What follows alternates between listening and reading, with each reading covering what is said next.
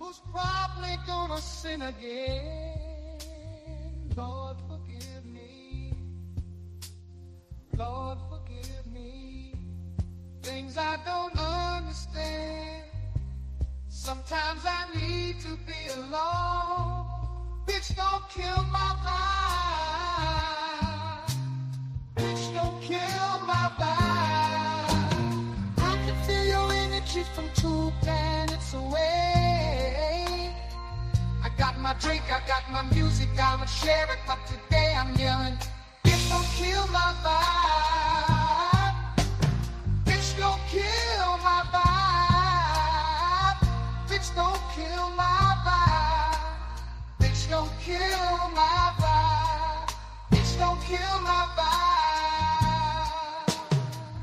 Look inside of my soul, to find gold and maybe get rich.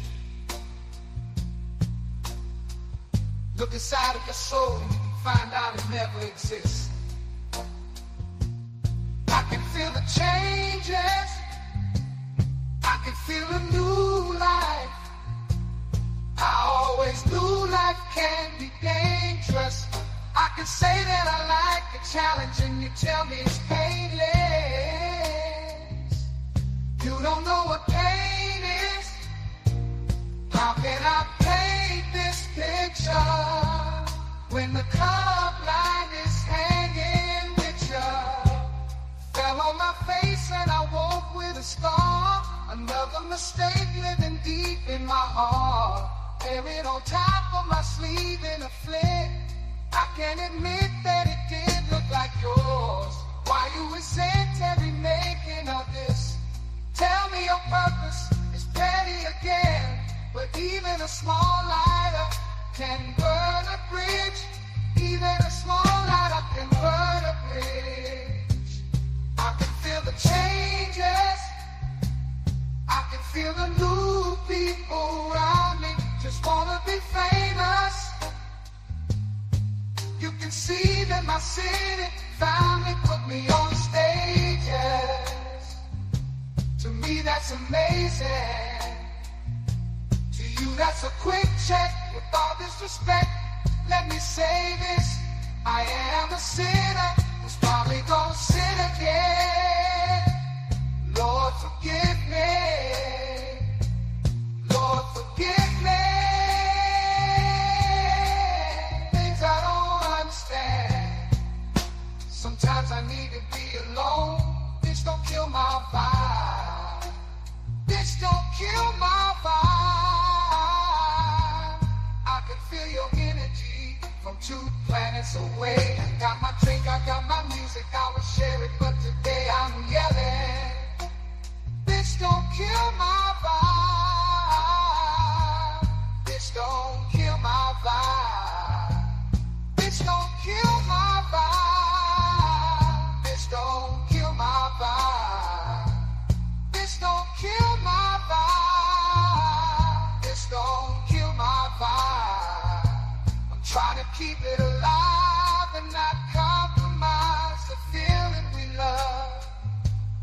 trying to keep it deprived and only co-sign what radio does. And I'm looking right past ya. We live in a world on two different axles. You live in a world, you're living behind the mirror. I know what you're scared of, the feel emotions inferior. Shit is vital, I know you had to. This shit is vital, I know you had to. Die in a pitiful vein. Tell me you're watching a change. Way more believable, give me a feasible game. Rather a seasonal name. I let the people know this is something you can blame. On yourselves you can remain stuck in a box. I'ma break out and then hide every lie. I'ma break out and then hide every lie. I can feel the changes, I can feel the new people around me. Just wanna be famous.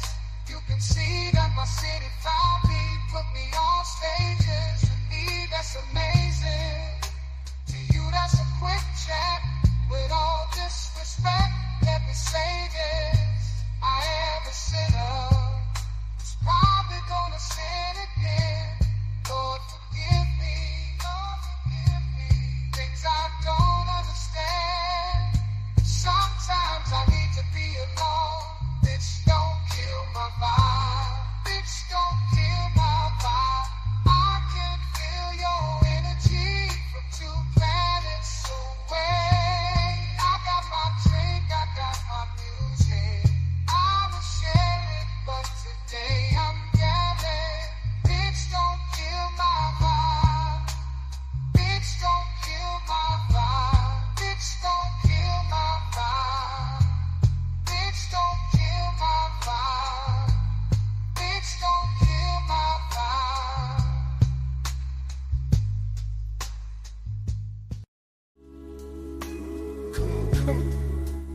I see no changes. Wake up in the morning and I ask myself, is life worth living? Should I blast myself? I'm tired of being poor and even worse, I'm black. My stomach hurts, so I'm looking for a purse to snatch. Cops give a damn about a nickel. Pull the trigger, kill a nigga, he's a hero. Give the crack to the kids, who the hell cares? One less hungry mouth on the welfare. First ship them dope and let them deal to brothers. Give them guns, step back, watch them kill each other. It's time to fight back, that's what Huey said. 2 shots in the dark, now Huey's dead. I got love for my brother, but we can never go nowhere unless we share with each other. We gotta start making changes. Learn to see me as a brother instead of 2 distant strangers. And that's how it's supposed to be. How can the devil take a brother if he's close to me? I love to go back to when we played as kids, but things change, and that's the way it is. Come on, come on. That's just the way it is. Changes, things will never be the same. That's just the way it is, the way it is. Oh yeah, yeah. Hear me, oh my, oh my. Come on, come on, come on. That's just the way it is, that's just the way it is, the way it is. Things will never be the same, never be the same. Yeah, yeah, yeah. Oh yeah. If that's just the way it is, way it is. Oh yeah, yeah. I see no changes. All I see is racist faces. Misplaced hate makes disgrace to races. I wonder what it takes to make this one better place. Let's erase the waste, take the evil out the people. They'll be acting right, 'cause both black and white are smoking crack tonight. And the only time we chill is when we kill each other. It takes skill to be real, time to heal each other. And although it seems heaven sent, we ain't ready to see a black president. Oh, it ain't a secret, don't conceal the fact. The penitentiary's packed and it's filled with blacks. But some things will never change, Trying to show another way, but you staying in a dope game. Ooh, now tell me what's some mother to do. Being real don't appeal to the brother in you. Yeah, you gotta operate the easy way. I made it G today, but you made it in a sleazy way. Selling crack to the kids, gotta get paid.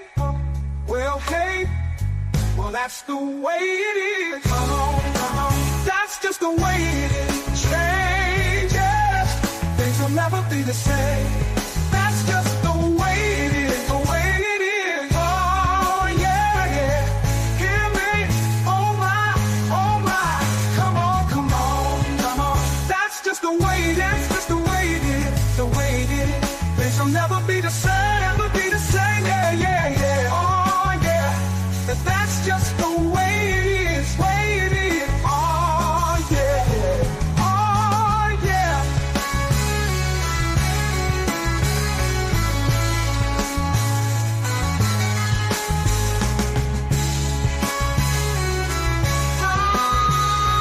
It's just the way it's done. Things will never be the same.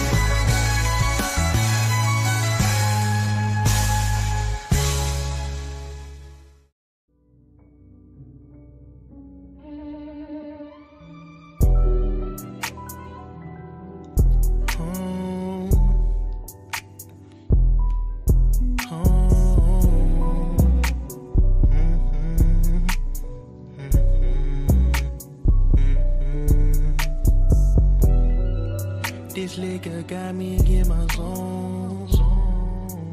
Now I'm blowing up your phone. Blowing weed, smoking the ozone. I just can't let this go. This liquor got me in my zone. Now I'm blowing up your phone. Blowing weed, smoking the ozone.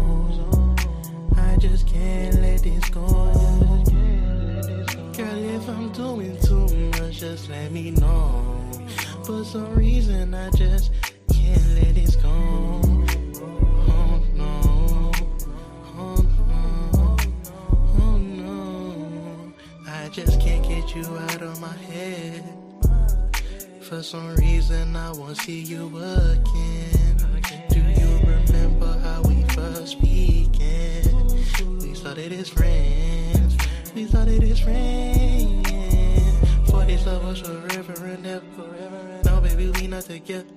I'm crying, I'm hitting my song. Thinking my wife was the goal. Know that you missing these strokes. Baby, you missing these drones. No, I'm staring at phone. Got me just blowing your phone. I can't believe that you would leave me. Tell me, did I do you wrong? Have you moved on? Have you moved on? You still the one I want. Miss the times that we would have fun. You the only girl that I want. I'm sorry if I ever did you wrong. I'm sorry, I'm so sorry. I'm sorry, I'm so sorry.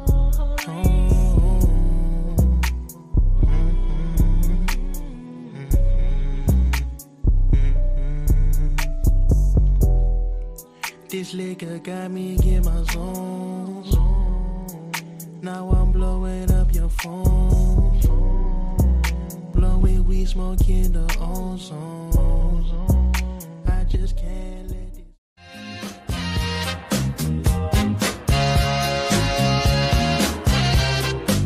She wanna hop in a Rari. She wanna hop in a Rari. She wanna hop in a Rari.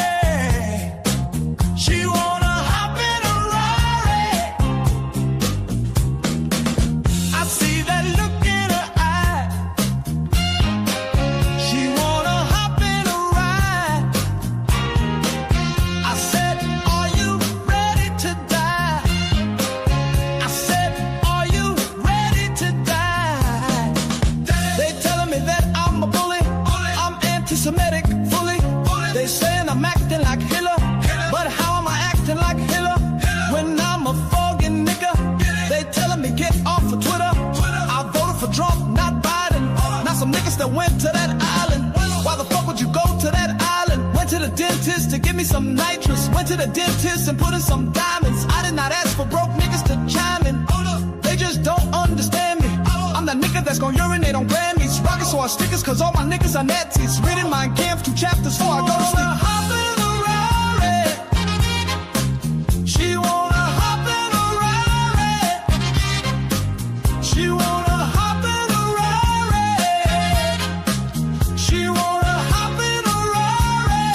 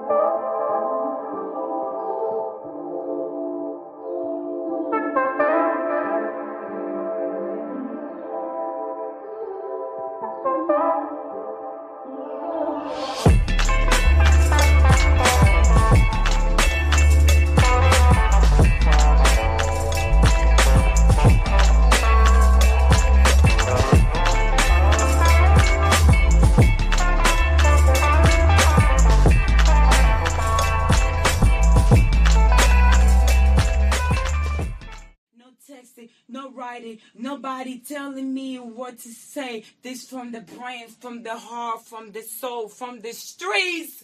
I'm a bitch from the streets. I get that money. I get that money. Bitch, give me what you...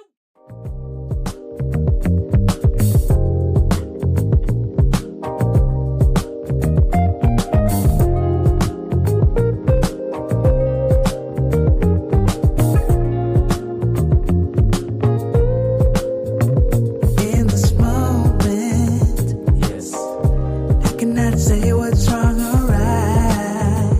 No. It's not hard to fool me. No. 'Cause I'm addicted to the good life. Let go. Lead the way. I follow. No need to say. No. Where we are heading now, babe. I follow.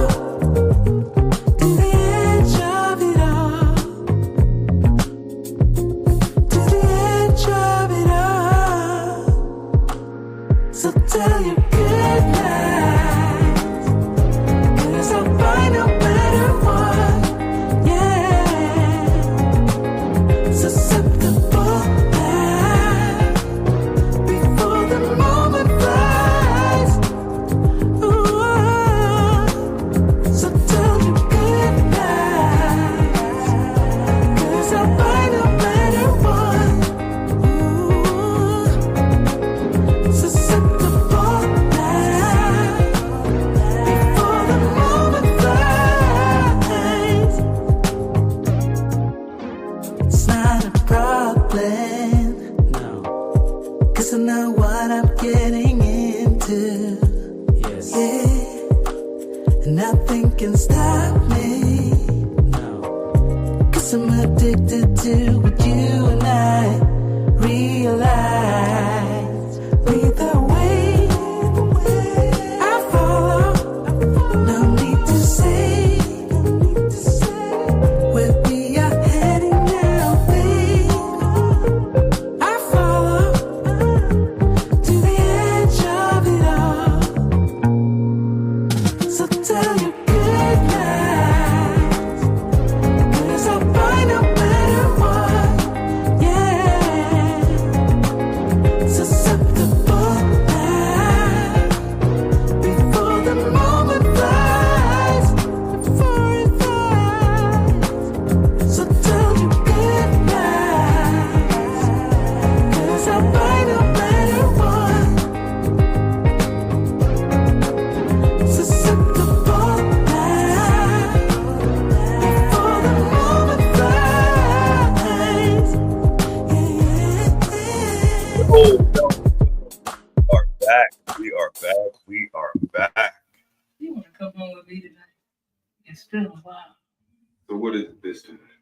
You just want to be ill, or you want the LD? What you think it is? I want the LD, baby. And then I want to be held. That's all right with you? You know me. It's my duty to please that booty. Peace. Peace. Happy Friday to everyone that's out here tonight at the Black Bottom Podcast. Peace, blessings, and salutations. You are here at another episode of the Black Bottom Podcast. I'm your host, Ross Lee. We're here to bring the real, have grown folk discussions, network, fellowship, and have fun while we're doing it. Happy Friday to everybody. I hope everyone had a good week. We are here at the late night edition of the Black Bottom Broadcast. I'm not going to get on with a long, drawn-out monologue like how I normally do. We got a lot to talk about. You see the title of tonight's show. Before we get started, I want everybody to get you some water, eat you some fruit, roll you a blunt, have you a beer, get you a cocktail. Like my man Big Mike say, get you some juice. But leave them pills alone because them mugs will kill you. Let's go. Shout out to Sweetness, you in the house. One of my newest subscribers just came in the house tonight. Hey, old school friend of mine. We go back about a decade plus. Shout out to the phenomenal one, Mr. Phenomenon, Mr. Christopher Howlands. Shout out to you and yours. Hope everybody's doing good. Hope everyone's being blessed. We got a lot to talk about out here, man. Trying to tell you, this bitch here. Before we get started with that, I know y'all been seeing what's been going on here in Chicago with the ICE situation, all these protests, and I live out in the western suburbs, and they've been out here cutting the rug, man. They've been running amok out here, man. Shit been crazy. Phenomenal likewise. Yes, sir. We in the house. ICE ain't playing with these motherfuckers. It's already been stated by the chief of police in Chicago. They are not about to stop ICE from doing what they need to do if they're doing it the way they have to do it, because these are government officers. So it is what it is with that. I didn't see that they going out to Memphis. Hell, Atlanta is begging for Trump to bring the troops out there for what's going on out there. What's going on with our communities, man? What's really going on with our communities? Why we just can't get shit together? Why we gotta keep perpetuating this stereotype with some situations that's not even our business? We got enough problems in our communities with the poverty, with the job situation, with the obesity situation, with the mental health situation. We got too much on our fucking plate to be worried about some motherfuckers that don't get two shits about us. When you really look at it in a nutshell, what are these illegals? What are they doing, for our communities besides coming in, getting all this different benefits, stanking up tip, running them up, doing a bullshit with no repercussions from local law enforcement? They can pretty much, run wreck shops in our communities. And the bullshit ass governor of Illinois and that trash ass mayor, they just sitting back getting paid off this shit. What a lot of liberals and Democratic, followers are doing. It's crazy, man. It's crazy. But we're gonna see what's really gonna jump off. Like I always say, once we having our reaction videos, if you do in fact want to get on and be a part of the live, interact live on direct on the screen, all you got to do is just hit the comment if you want to be a part of this live. All I ask is that you be respectful, have a an intelligent adult conversation, and just show your face on screen. We don't do black faces. We don't do blackouts. Well, it depends. It depends. If I fuck with you, I fuck with you. So some people might not want to be on the video. Hell, your hair might not be combed, your teeth ain't brushed. You might have coal in your eye. I don't know. That's why I keep saying the governor, man, ain't doing shit but sitting on their lazy ass and collect. Yeah, that's all they doing. That's all they doing. They collecting a check, a big fat one, on all of the taxpayers' dollars. Like real fucking talk. But yeah, if you definitely want to get on, you can definitely get on. We're gonna start off with body cam. I actually just saw this earlier tonight. I didn't see the whole thing, but I saw enough of it. This is my man Heavy Gant. He's a content creator on the YouTube streets that do a lot of body cam reactions. It's actually pretty good. If you are not subscribed to him, go on over to Heavy Gant Reacts and hit the like, share, and subscribe on his end, and just tell him that the Black Bottom Risecast sent you. But if you coming in here like you do in anybody's house, when you take your hat off or you take your shoes off, or if your feet ain't stinking, wipe your feet at the door, hit the like button, and hit the subscribe if you are new. Yes, sir. Heavy Gant had a situation, a reaction with a body cam of a situation that happened in Peoria. Shout out to Peoria, Illinois, for this body cam. Some chaos went down. This is actually just some recent shit that just happened this past month. It just passed at the end of the month.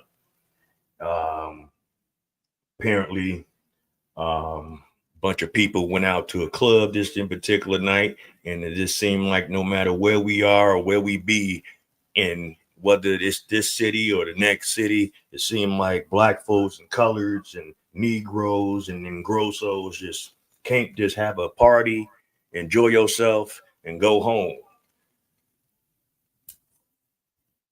Fucking the people was sitting here fighting the police once the police actually got to the location after somebody apparently got pew. So yeah, we're gonna go ahead and gonna check it out. Illinois Police Department responded to a call of shots fired. Prior to their arrival, officers observed several people running from a camera in the area. Upon arrival, they located a male suffering from a gunshot wound.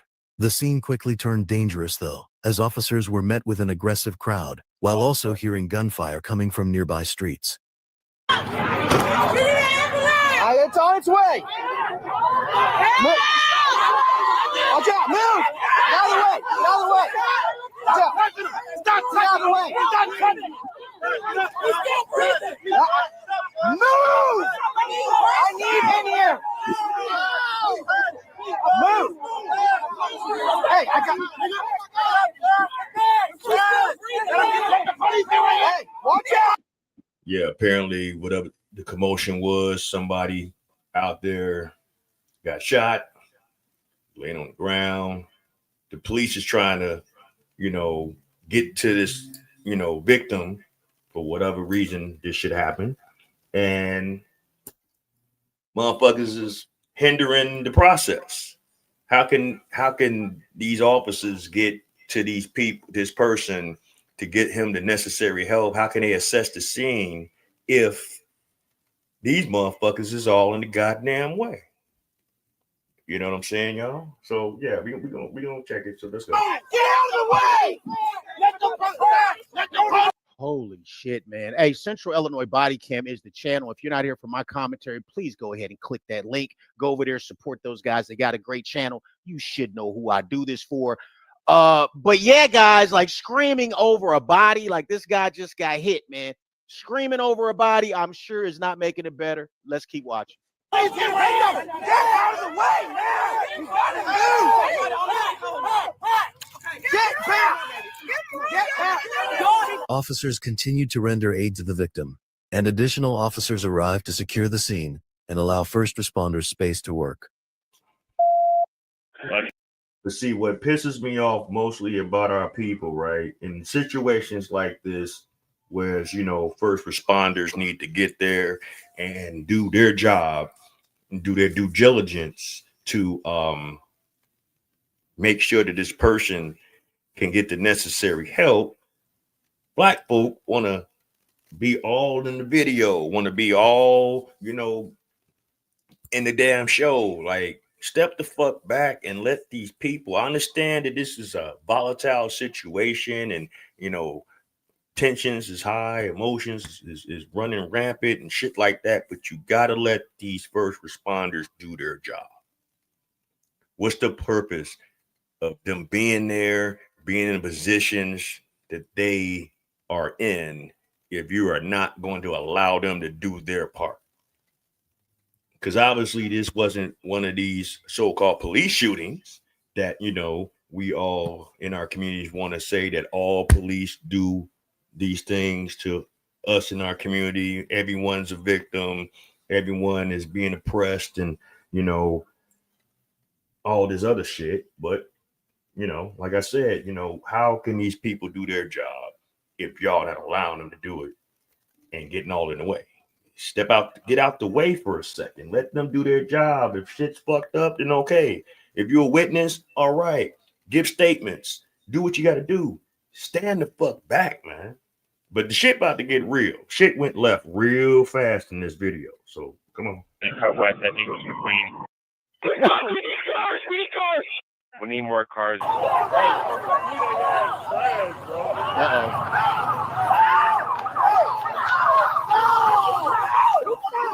What are they doing? Fuck off of them!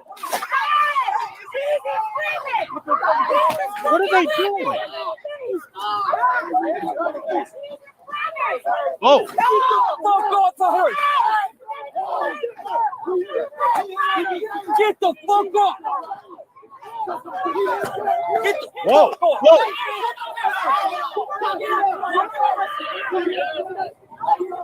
Give me your fucking hand!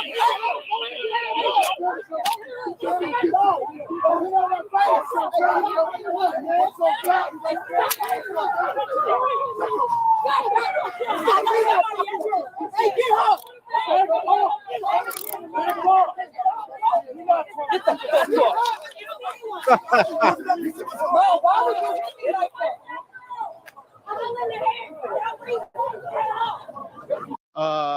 You were engaged in a fight with the police, man. I don't like seeing cops put hands on people like that. I don't like seeing cops two-piece, three-piece people like that, guys. It's just not pleasing to the eye. But you're engaged in a fight. What do you think was going to happen when her and the other girl jumped that cop? That's basically what it was. It was 2-on-1. What do you think the other police? And I don't get it how people think that they can just square up. See, this is that George Floyd effect. I'm telling you. Since that situation happened, I'm seeing more and more cases on these body cams that people just want to punk out the police. These are individuals that got a duty to do. They're supposed to serve and protect. They're supposed to. Now, I'm not saying that all of them are scholars. All of them ain't Boy Scouts. You got some bad apples and everything, but it seemed like since this whole George Floyd shit went on, everybody is trying to get paid in some form or way or another when they interact with these officers. It's almost like our community be trying to bait these officers to do something off cuff and just put themselves in situations where they got lawsuits. This is like almost like broke bum behavior. What a lot of our people in our community does, because they figure, well, hey, if I get an abuse, police brutality, case, not get Ben Crump and BLM and all these other motherfuckers to be on our side and we be victims and shit like that. We can try to sue the police department and we can try to sue our state officials and try to get a paycheck, instead of just letting these people do their job, man. I mean, what the fuck you fighting the police for? These are people that got guns, got badges, got nightsticks, some of them. They don't wear them like how they used to back in the day, but I know they got them in the trunk. I done seen a few officers pull them bitches out of their trunk when need be.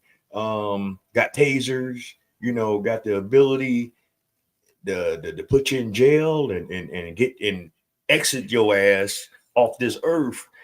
And y'all feel the need to want to put y'all hands on them. And it's crazy. They don't care. They don't care until they in the upper room. Until they in the upper room, they be walking around like, I ain't scared of you motherfuckers. And have no fucking shame, man. What you're gonna do. Now, I would have liked to have seen the cop do some grappling, try to do some sort of submission or something like that. But this is a heated environment. Cops are getting jumped. Rewind this, dog. We got time today. Because I know it's gonna be somebody dumb in the comments, and I would really rather not address it. Let's go ahead and take some time to watch this. Okay. Now, if I'm wrong, I'll be happy to say I'm wrong, but you guys let me know what you think. We need more cars. Now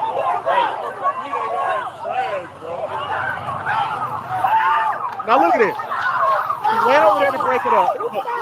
Get the fuck off of that. What are you doing? Yes, it's women, but do you know, ma'am, that women are not allowed to jump cops? You didn't know that?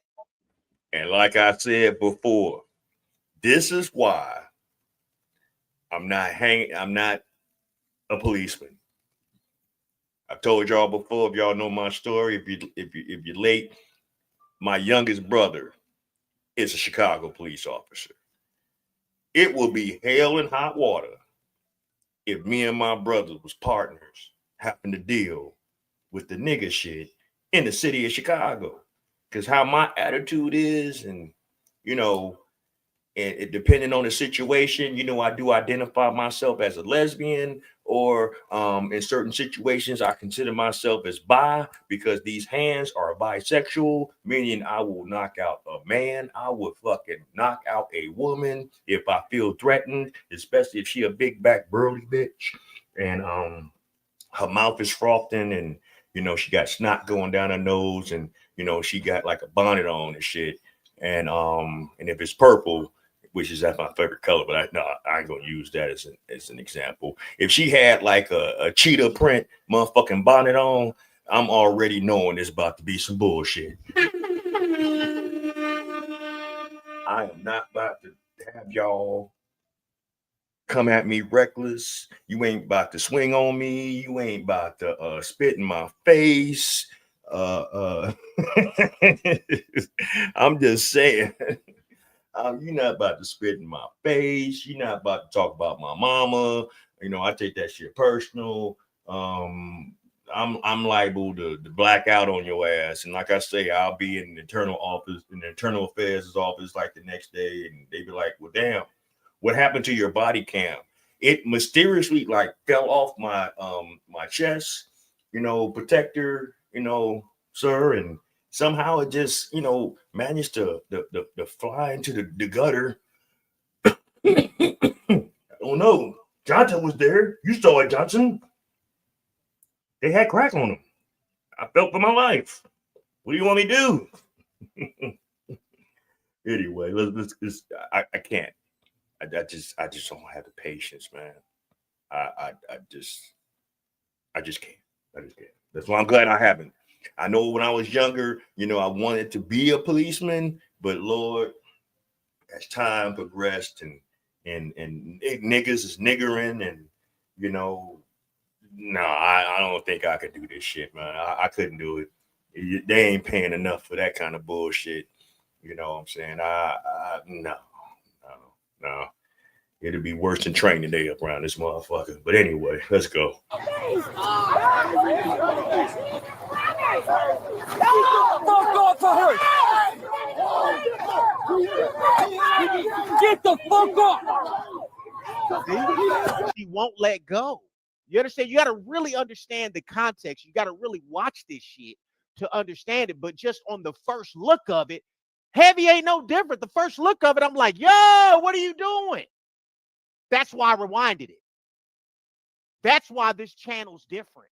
It's important to really look at this and be like, was the cop wrong? Now, I'd rather him have done some sort of grappling here. But this is a heated environment. His partner just got jumped. What do you think he's going to do? You know what I mean? He's going to come in here and get things handled the way he needs to get it handled. I don't like seeing it, but it is what it is. I don't have a problem with it. I'm not the guy who has to do the job. Come on. Get the fuck off!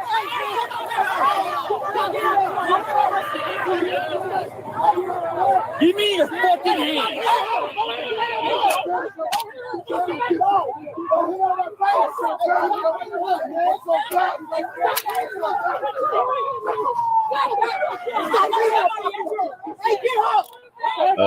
Shit. Hold on. I hate to interject on this scenario right now, but this is why some of these black girls in our community ain't got no goddamn edges, because they be doing this dumbass shit. Always want to be fighting shit. Like, why you always gotta fight, man? I mean, what are we proving? You know, always being overly ultra aggressive and shit all the damn time. Like, what is that about to prove? That you the toughest, roughest, you tough and stuff with your afro puff and shit like that, with your edges all gone and shit. Bitches be trying to fight men more than men be trying to fight men. This shit's crazy, man. This is the times that we live in, right? Get the fuck off! But real shit, man. The first time I seen it, I'm like, yo, that doesn't look right. But look at the situation. And what are you doing? You're engaged in a fight. This is a club. What would happen in a club if you jumped on somebody? What do you think their peoples are gonna do? It's the same principle, y'all. It ain't that difficult to understand. Ain't that difficult. But why would you hit me like that? You had my fucking officer. No, she had me. What the fuck are you talking about?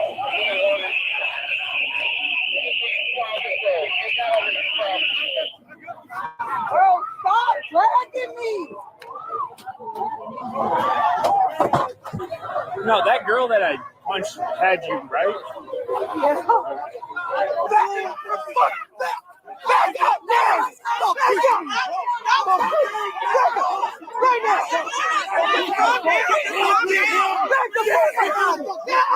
This is what I'm talking about.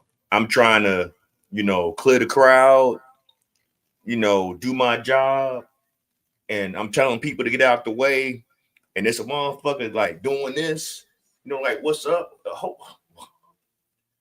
Johnson, give me 1 second. Taking my shit off. Take my belt off. I'm gonna take my gun off. I'm gonna take my taser off. I'm gonna take my mace and I'm gonna put all that shit in the car. And I'm gonna beat that motherfucker ass. Like, you about to square up with a kid? Like, this is what's popping in the streets. This is what's going on in the hood, huh? Y'all just real brazen with how y'all moving out here, man. Boy.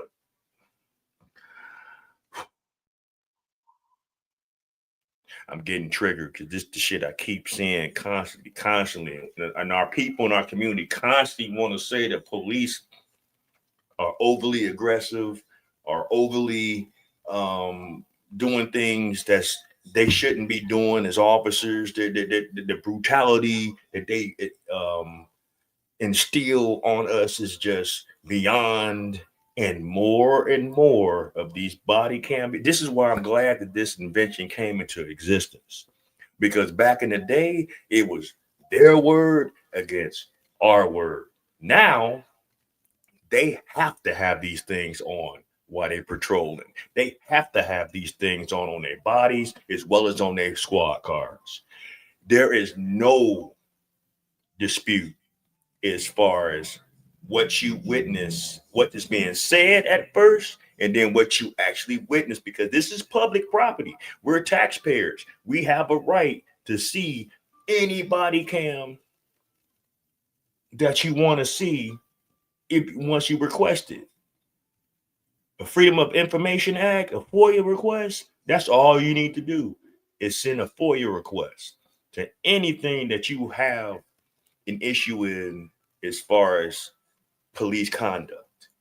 And then you ask for the FOIA request, you ask for the body cam footage. Because that's mainly what you're going to see more. The actual, dash cams, that's like if you're in front of their vehicles, but actual body cam, that's what you can request, and you can make your own assessments once you review whatever you're looking for as far as in the body cam footage.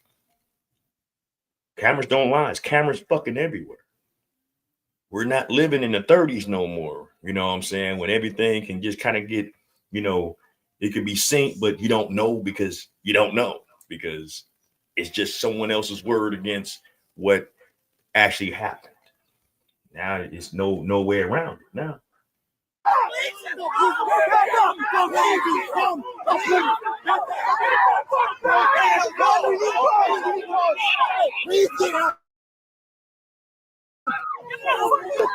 Get back! Get him out! Take him down! Take him down!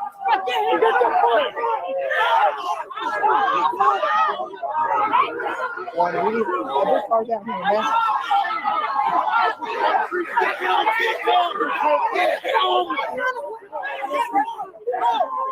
Back up. Back up. We got this.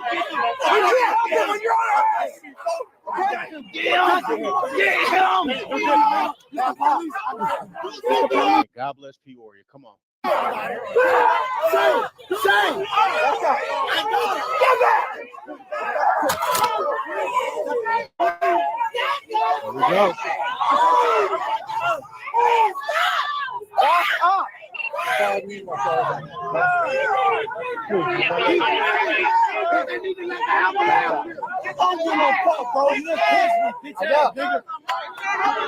Back up, or we can't help your friend.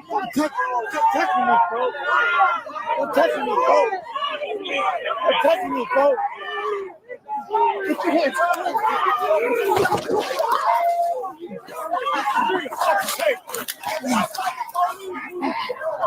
Bring your fucking tape, you won't stop. We're not fucking dealing with this right now.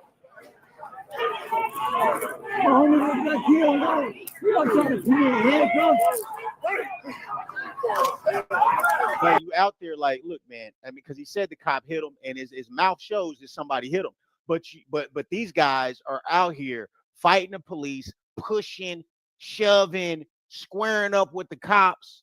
I mean, man, it just really seems like that clearly that must be a friend of theirs on the ground, possibly like losing blood.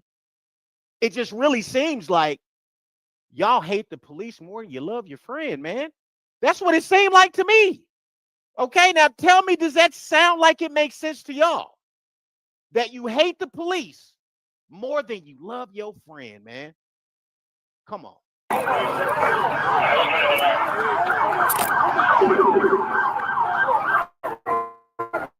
Fuck up. Stand up. Get down! Get down! Get down! I got it. With the hands. Got it? Go ahead, then. Stop what he's doing. Stop. Hey, stop it. Hey, stop it. Hey, breathe. Stop it. Fuck yeah.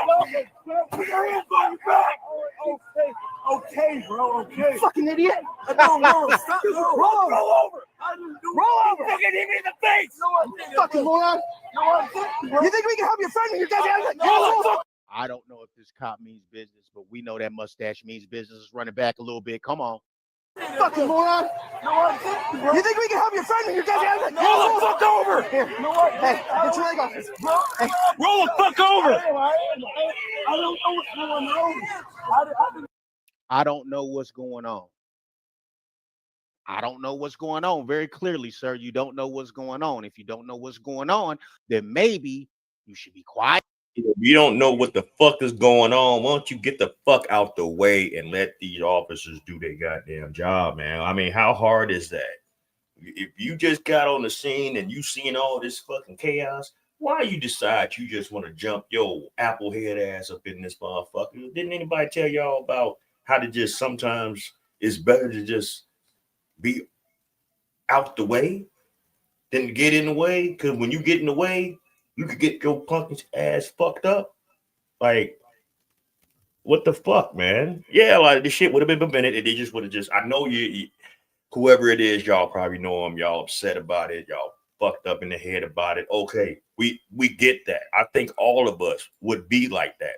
But if the officers is on the scene trying to attend to the victim and get, help to come and help save this man's life, then what the fuck? Let them do that shit. Why y'all want to get all in the goddamn way, man, is what I don't understand. Quiet. Maybe you should be composed. Maybe you should be off in the cut, out the way. Since by Out your the way, admission, like I just said. you don't know what's going on. way. Then what are you turned up for? Who you out here trying to fight then? If you don't know what's going on. Come on. Bro, I didn't. Yo, bro, stop. I don't know what's going on. We ain't gonna let fucking go. Fuck off, all of you. Get out of my crime scene. I know, bro. I don't know. I don't know what's going on. Shit, what a job, man. Jesus Christ. Back up. I can't back the fuck up. I'm doing my fucking shit. I'm not doing shit. Get down. Get down. Get down. Back up. Back up. Back up. You need a fuck back. You don't get the fuck hit me. I hit you. Stop it, you fucking shit. Stop. Stop what he's doing. Stop. Please stop him. Stop him, man. Fuck yeah. Stop him. Put your hands by your back. All right. Okay, bro. Okay. Fucking idiot. Stupid fuck, roll over. I didn't do nothing. Oh, nah, he want to comply. After they had to go get out their body to subdue your motherfucking overly emotional ass. What is up with some of our brothers in the community, man, that we just get so over the top with our emotions instead of using our logic? Men are supposed to be logical creatures in the world. Women are emotional, and we get that, and we respect that, and we understand that. So if a woman gets emotional, we kind of have to step back and assess why they're emotional the way they are and try to use our logic to resolve whatever issues might be happening. How many situations has it been when the woman's overly emotional and the man's overly emotional and they two emotional creatures together? How does that always end up? A lot of times in bullshit, And this channel and what I try to tell us brothers, especially our young brothers, we gotta be better with how we move as men, especially black men. I don't care about other ethnic groups because they doing whatever the hell they got to do. I'm talking about our community. We got to do better in our community at how we handle shit. We got to do better in our community how we move in whatever situations. Yeah, I understand certain things can get kind of tense and overly emotional and things like that, but we still have to use some kind of discernment. We got to still use some kind of temperaments. We still got to be able to have some kind of logic. I know it's hard because a lot of us wasn't taught that shit, but you have to obtain those kind of attributes as men so that things don't go left, like how this shit's going right now with this brother. Now he wants to comply. You fucking hit me in the face! No, I didn't, bro. No, I didn't, bro. You think we can help your friend when you get No, I fuck over. No, I didn't. I don't. Bro, roll the fuck over. I don't know what's going on. I didn't, bro. I didn't. No, bro, stop it. I don't know what's going on. We ain't got that fucking cops. No, All of you. no, Get bro. out of my crime scene. I know, bro. I don't know. I don't know what's going on.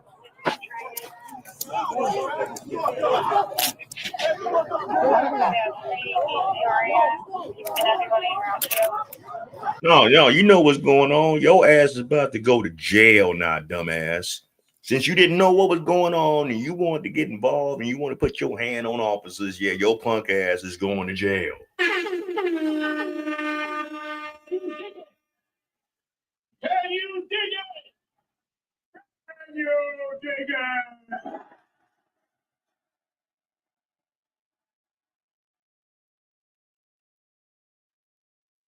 Your ass is going to jail.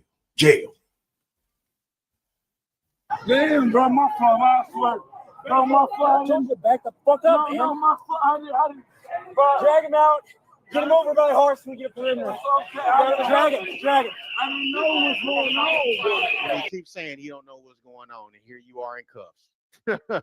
Jesus, man. Get him over here by everyone else. Yo, this would be so tragic, man, if dude ended up losing his life. While these people's all out here fighting the police. That would be tragic if this man lost so much blood that he lost his life because the police and the ambulance and all these people, they can't help him because the police are out here fighting a crowd of people. And for what? Do we even know? And I will say that this cop perhaps is turned up a little bit too much, you know what I mean? But again, he's turned up because why? This is a heated environment. You're fighting people. People are hitting you. He said somebody hit him. I tend to believe it. Your partner just got jumped. Listen, man, it's adrenaline. So you gotta understand that also. At least I try to understand that also. This is a truth channel. I can't position this like this cop just showed up on the scene because people will lie about this type of shit. He just showed up on the scene punching people. No, that wasn't what it was. He showed up to the scene trying to help the guy that was hurt. He has a crowd of people around him that maybe they're concerned. I'm sure they seem to be concerned, but they're also obstructing him from being able to help. Let's keep watching. All right, help hard. Get hard back over here. Help me out. I'm getting up. You're gonna stay out. I'm sorry, bro. Roll that way. I know. I'm getting up.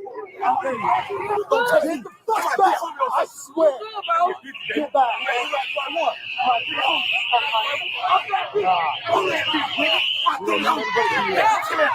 All that posturing. What is this for? What is all this posturing for, bro?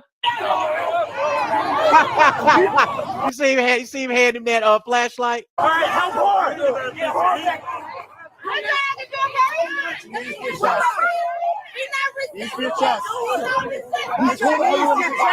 He's not resisting now. All right, get on. I can't feel my leg. I can't feel my leg. Officers pleaded desperately for additional officers to contain the scene, with officers coming from the Peoria County Sheriff's Office, East Peoria Police Department, and Illinois State Police. Boy 21, keep those cars coming. All cars keep going. Main and row. We got state and county en route. Boy, we have about 50 people crowding us and we cannot get him help. Send more cars. We have state police en route. We have. So let's think about it. It's probably maybe before this call went on, maybe 10 policemen on the scene, maybe or less. And they got to deal with 50 or more civilians running amok, overly emotional, willing to fight anybody because whoever this is lying on the fucking ground bleeding, got shot. And y'all worried about the wrong shit, man. Y'all need to be worried about these officers doing their job, seeing if they can put pressure on wherever this person got shot at, wait for the ambulance to come, get this man some fucking medical assistance, and hopefully save this man's life. Then once that comes about and they can resolve that situation, now they got to assess the people that's out there. Well, what happened? How did this happen? Did anyone see anything? Can anyone give a statement? Can anyone point out what the person, the assailants looked like? Anything. How can they do that dealing with this fucking nigga ass shit, man? Of county and route, yeah, no cars en route. Hey, yo, my man playing that dead weight game. Come on. East Peoria en route as well. GSW over there. Get the fuck up! I can't feel my leg. Shit to deal with. I can't feel my leg. Get up! I can't feel my leg. You walk this whole way. Get up! I can't feel my legs. Get I've been up. drinking. I can't feel my legs. I've been drinking. I've been drinking. I can't feel my legs. Whatever the fuck you drinking, you need to stop that shit because fuck, you can't feel your motherfucking legs or whatever the fuck you was drinking. You need to stop drinking. Like, what the fuck, man? Like, really? That's your excuse?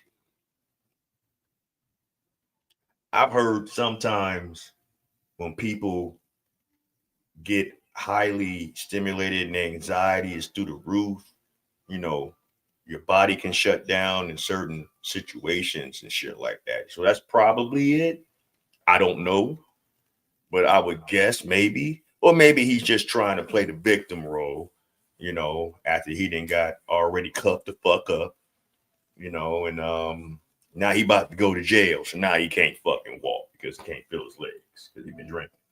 All right. Fuck it.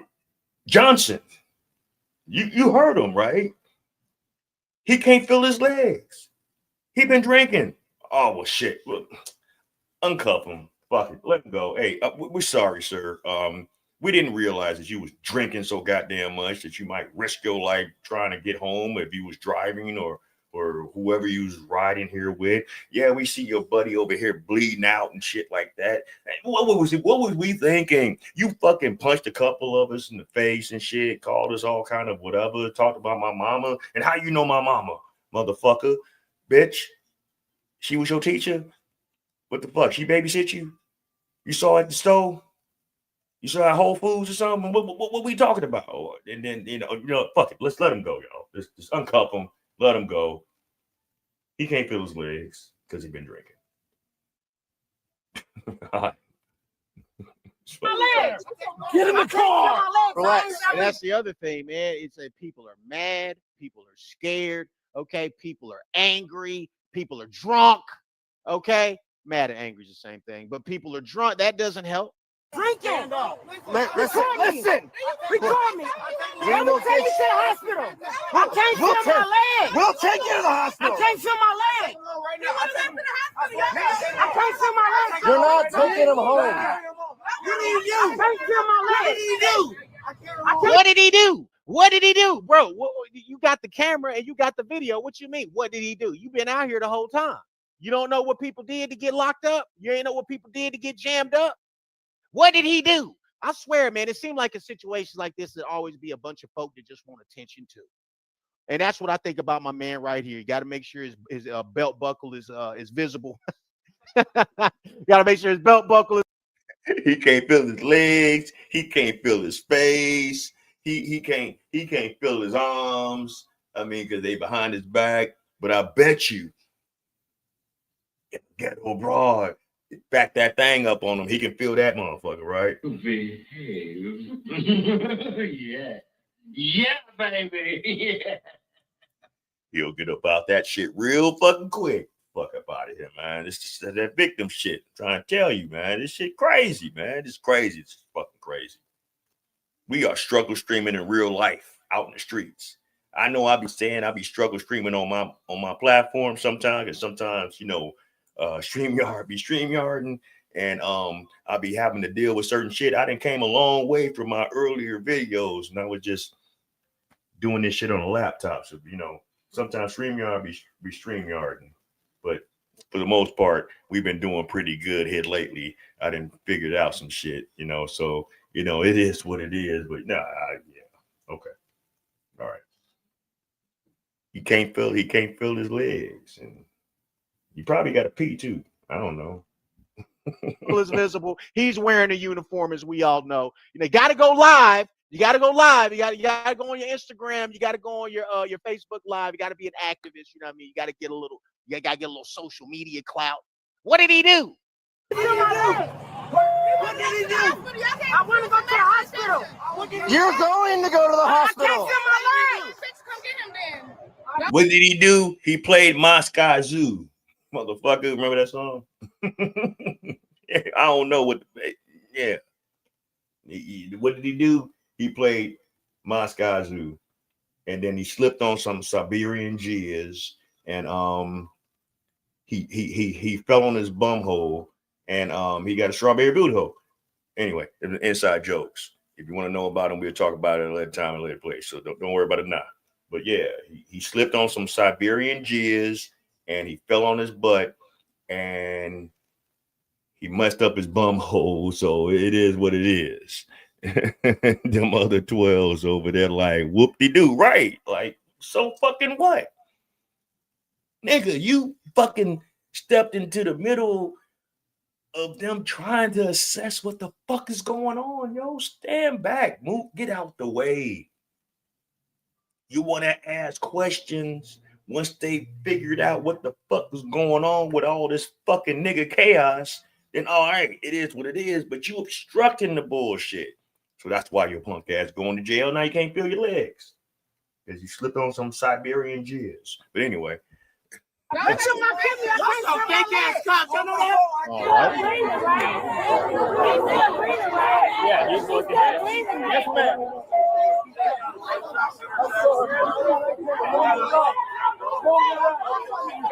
Go all the way down. Right there. Sit down. I'm sorry, bro. I didn't mean it. You're gonna stay right here. I got you. I got you. Hey, bro. Hey, excuse me. Hey, excuse me, bro. Hey, excuse me. Stay down. Don't talk. I'm not listening right now.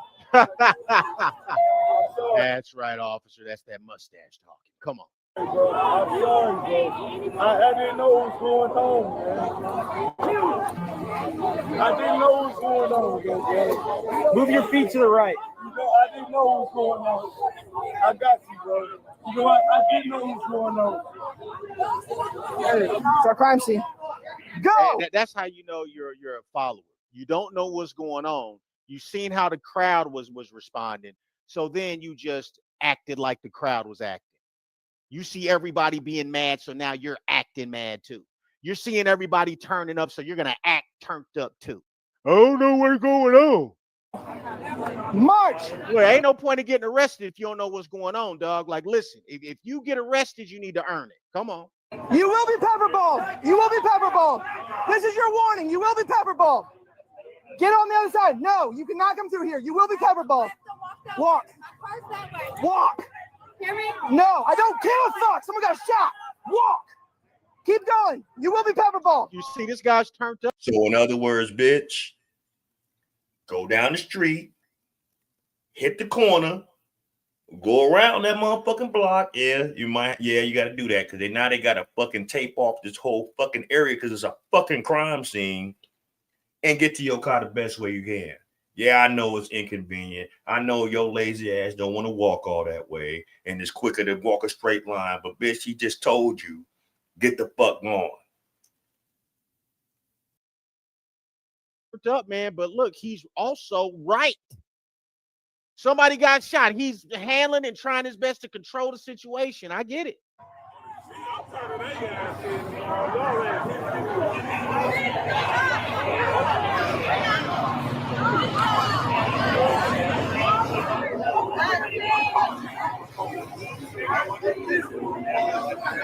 Back up on the sidewalk now. You will be pepperballed. You will be pepperballed. Back up. Back up. We're not even trying. I'm not talking. Shut the fuck up. Back up. That's right. Somebody just got shot and we do too much. Shut the fuck up. Shut the fuck up. What a job, dog. You hop on the scene trying to save somebody's life and you get met with this. What a job. The victim was transported to a nearby hospital, and a second victim was dropped off at a local hospital in a private vehicle. The conditions of both are unknown. Officers made several arrests for aggravated battery and resisting arrest. All cases remain pending, including the... And for what? All this extra shit happened for what? Because motherfuckers wouldn't allow the officers to do their job. Prayers to the victim of that shooting. You know, hopefully, you know, he made it and did whatever. And it is just sad, man. But this is the shit that goes on in our community. Always instigating shit, always getting in the way, and then cry victim later when shit don't go their way. Excuse me. All right. I know a lot of us have been knowing over the last 2 years about the brick lady, the brick face girl, the one that made the fake claim that, you know, out there in Houston a couple of years ago, because some man tried to holler at her and she so-called refused, and then she went on social media, you know, crying wolf, talking about this man hit her with a brick. And her face was all super swollen shit, but I ain't never seen a motherfucker get hit in the face with a brick like that, to have a bump on their face like that, and that was it. But she's in court behind it. And here's the update. My man MTR is doing another reaction to us. A shout out to Media Tutorial and Reviews. If you want to go over and see his page and see a lot of his reactions, go over there, like, share, subscribe. Tell him Black Bottom Rockcast sent you. But here's an update on Miss Brickface. I believe in social media bullying and terrorism has played into a bias against me as the victim. Looks like there's a link to NBC News. What I'm experiencing is a online mob mentality of bigots, and it is unsubtle warnings to all gender oppressed people to be silenced in the face of violence. She keeps on telling everybody she's got a PhD. I think that she has a PhD in victimhood, right? Victim mentality, gender oppressed people. Shut up.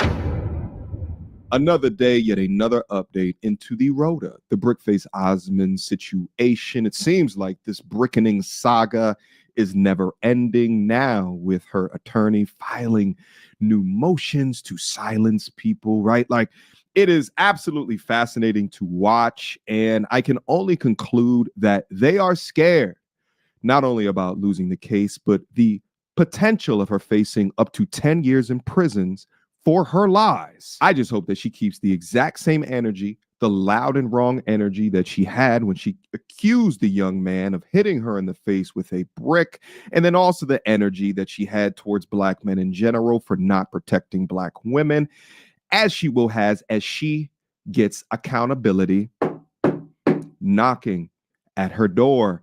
Let's review the updates and let's get active. So the big update, or the big reveal, is that yesterday, Rhoda's defense, her attorney, filed this motion to remove evidence from court proceedings. Let's review. To the honorable judge of said court comes now the defendant, Rhoda Brick-faced Osmond, by and through undersigned counsel, her attorney, and respectfully moves this honorable court to instruct the state, its witnesses, and all parties to refrain from mentioning, alluding to, or introducing any evidence of the following matters in the presence of the jury without first obtaining a ruling outside of the jury's presence. This motion is made to ensure a fair trial under the Texas Rules of Evidence and Constitution of the United States and of the. And that's some bullshit. Because see what her bum ass lawyer is trying to do, it exclude evidence that's going to prove that she's guilty of fraud. Now she sat up there and started a GoFundMe, racked up about 40 racks, easy, because of the whole Me Too thing at that time. That was strong and long and going on at that time. Women weren't feeling protected. Women were getting abused and random rapes, you know, from our own people. But she had a pattern of doing this. She has a history of committing fraud, playing victim, and using her gender as a ploy to get sympathy, to get money up out your ass. If you've been following her for the last couple of years, you done seen some of the shit that she done did on her own personal platform, laughing at motherfuckers basically for giving her all this money because she a lazy bitch. So, I mean, what you want me to say? The state of Texas. So what is the information that they don't want in front of people? Well, let's review. References to Daphne Sutton and someone else's name who's been redacted. Daphne Sutton is the queen of accountability who's had her foot firmly placed on Rhoda's neck ever since she made the accusations. Now, mind you, my last update, I said that Daphne has been subpoenaed to testify because Rhoda has overtly and covertly threatened Daphne, allegedly. So the state of Texas wants to utilize Daphne in the courts to not only provide additional receipts, but also to testify in regards to Rhoda's character. The defense moves to exclude. So, in other words, that's an actual content creator, the queen of accountability that MTR is talking about. She been on her neck since this whole shit jumped off because her and like other people that are in agreement to it felt that this woman's story wasn't quite sounding right. And as people dug in, and you know, we got a lot of internet detectives out here in the streets. If you doing some shit or trying to put out or portray some shit that kind of suspect to some people's eyes that just don't believe it just for face value and really want to check into it, and they do a research and find out otherwise, oh yeah, they're going to put your ass on blast. But for whatever reason, she still have some people that want to still believe that this woman was a victim of DV and all men are fucked up and evil and abusive, and you know, you're not safe out here and all this other fucking blah blah blah blah blah blah, all this shit. But anyway, any mention, testimony, or references to individuals identified as Daphne and redacted, alleged acquaintances, or internet commentators who have no personal knowledge of the facts of this case. Such statements are inadmissible under whatever the rules are of Texas Rules of Evidence. Any testimony from these individuals would be speculative, irrelevant, and unfairly prejudicial under Rule 403. I have one word to describe this entire paragraph, and that is fear. For you see, the defense will motion like this often because they find the testimony of whoever it is particularly powerful, and they will stop at nothing in order to not bring witnesses, powerful witnesses like this, to light. They, in fact, know that the evidence that you have against them, your testimony, will hold weight, so they'll try And this is a request to the judge. The judge can decide after this if it is to be included, but it's a plea to the judge. Please help me. This person is going to do a lot. Let's keep it out. Now, I get it if they don't want to utilize stuff from my channel, right? Because at the end of the day, I am an outside person, you know, just giving you guys updates and stuff like that. But Daphne was directly involved. Daphne made the call to the police department. Daphne highlighted the GoFundMe.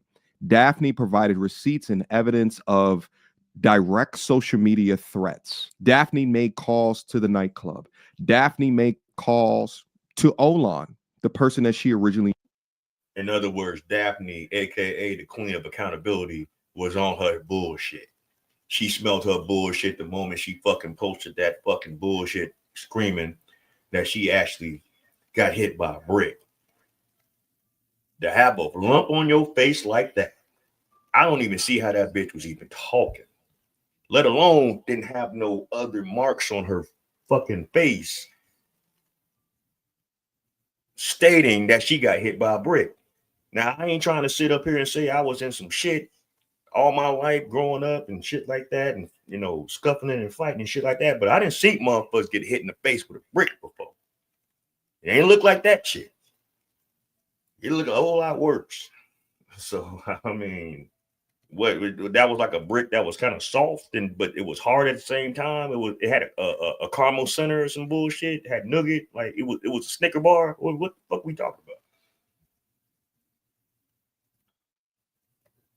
about? Accused of the violent incident. They fear the jury hearing her name and providing this credible information or the actions that led up to her being caught. Now, I find it hilarious that they're trying to exclude Daphne from the subpoena or the court proceedings because Rhoda actually shot herself in the foot, and we're going to go over that in a quick second. Nevertheless, B, bloggers, internet commentary, and social media speculation, any references to blog posts, online videos, podcasts, or social media content discussing the alleged incident should be excluded. Such information constitutes inadmissible hearsay under Rules 801 and 802, lacks proper authentication under Rule 901, and risk inflaming the jury under Rule 403. Now, I think that most people would take a look. Now, I got to disagree with that, right? Her lawyers is trying to exclude any kind of social media information so it doesn't be held against her. But if it's information that was put out by Houston's police, if it's a paper trail of her history of law and what she got herself involved in, because she got into some shit in Minnesota years prior. That shit, that shit wouldn't have happened. She never got hit with a brick, is what we saying. There are video evidence that shows the incident at hand and the man that was accused because she tried to throw some brother up under the bus, that he hit her with a brick, and that wasn't the case. You know what I'm saying? So basically, she lied with most victim, dwelling, scumabum. Not saying all women, but there are some women out here that just like to be the boy that cried wolf. Y'all remember what happened in that story. I'm just saying, you get hit with in the fucking face with a brick. The first thing you not doing while you in fucking medical care is fucking getting on your goddamn live doing a video behind it on top of that. Like, the fuck? You gonna be broke the fuck up, man. I don't know what brick she got hit with, but shit, that was some hard, soft, creamy coated motherfucking shit, because it didn't even leave like no cuts on her face. That's the first thing that people should have fucking realized. I mean, some did, but a lot of people like, oh, grabbing their pearls and shit, like, oh my God, these men ain't shit. These men ain't shit. Sound the alarm. The men are purging on us women. Oh my God, we're victims. I can't stand it. But you my baby daddy? No, bitch. I'm not. But anyway. Take a look at this one and say, oh, that must be stuff like MTR's commentary on the matter, even though I have documented evidence of her past vlogging incidents where she is being super unhinged, insanely ranting in different stores, right? She was at a hotel screaming at the hotel staff, talking about they're committing violence. Right. She actually did a video a few years back, slapping a older white man, you know, an elder white man in the face, and was recording it and laughing about it, calling him racist and all this other shit. We don't know if he was racist or not. I mean, just because you white doesn't necessarily mean you're racist. Or, yeah, and even if he was racist, why would you go up to him and slap him in the face on purpose and record the shit and joking and laughing about it, talking about this is for our ancestors? Do you know what would have happened to her if she would have did that shit to a white man? That same white man, if he was like around, and he was like, at the time, at the video where I saw it, he had to be every bit about 70 plus. Go back 40 years and slap that same white man and see what would have happened to you. If you would have been in Birmingham, Alabama, motherfucking Mississippi, some goddamn way, and do that same bullshit to that same man, you probably been hanging on a sycamore tree some motherfucking way. I'm just saying, times has changed. Not saying everyone is being all kumbaya with shit, but come on, man. There's certain people do shit to people that they know they can get away with. Okay, I would have dared her to do that shit with like a person of that ethnic group, her age, or maybe a little older, and see how that would have went. But hey, what do I know? Violence upon her. It was absolutely insane. She was at a Dollar Tree doing exactly. All of this is documented on my channel, so I could be included in this. But you know what I think that this also is that she has been quiet, right? She's been taking to like Clubhouse and has been doing a bunch of Q&A sessions and stuff like that in regards to the situation. So they don't want any of the evidence being utilized, even if it came from her own mouth. And finally, and hilariously, they don't want her prior GoFundMe shenanigans to be able to be utilized, or the Minneapolis incidents. The defense requests the court prohibit any mention of alleged prior fundraising activities, including any reference to a purported GoFundMe or incident in Minneapolis. And I don't think that's going to fly, because how is the prosecution going to prove a pattern of her bullshit? You know, they're going to argue that. And being that the fact that the state of Texas is calling the Queen of Accountability to leave her location, and I don't think she lives in Texas as well, so she got to fly out there because she got subpoenaed to go to court, and they're trying to exclude that, her defense team. I don't think that's going to fly. And they knowing, and she's knowing, that accountability is about to bust her in the ass. Minneapolis. Mind you, this is a case about fraud on GoFundMe, and they don't want to utilize the evidence from a prior GoFundMe. And people think that the prior one was a scam as well, because it's part and parcel, like it's the exact same plan and scheme devised. Claim violence, show video of face damage, and collect money in order to fund a, lavishly dusty lifestyle. Quick emergency meeting. I was recently searching for my name online and found way too much personal information. So if your information is out there. Now, remember I said Rhoda shot herself in the damn foot? Well, back on the 22nd of January, 2024, let's look at the date real quick, all right? At 4:10 p.m., Ro reports, this is Rhoda's Instagram, uploaded screenshots of what she sent to the Houston Police Department. All right. Let's review. I believe the social media bullying and terrorism has played into a bias against me as the victim. Looks like there's a link to NBC News. What I'm experiencing is a online mob mentality of bigots, and it is unsubtle warnings to all gender oppressed people to be silent in the face of violence. She keeps on telling everybody she's got a PhD. I think that she has a PhD in victimhood, right? Victim mentality, gender oppressed people.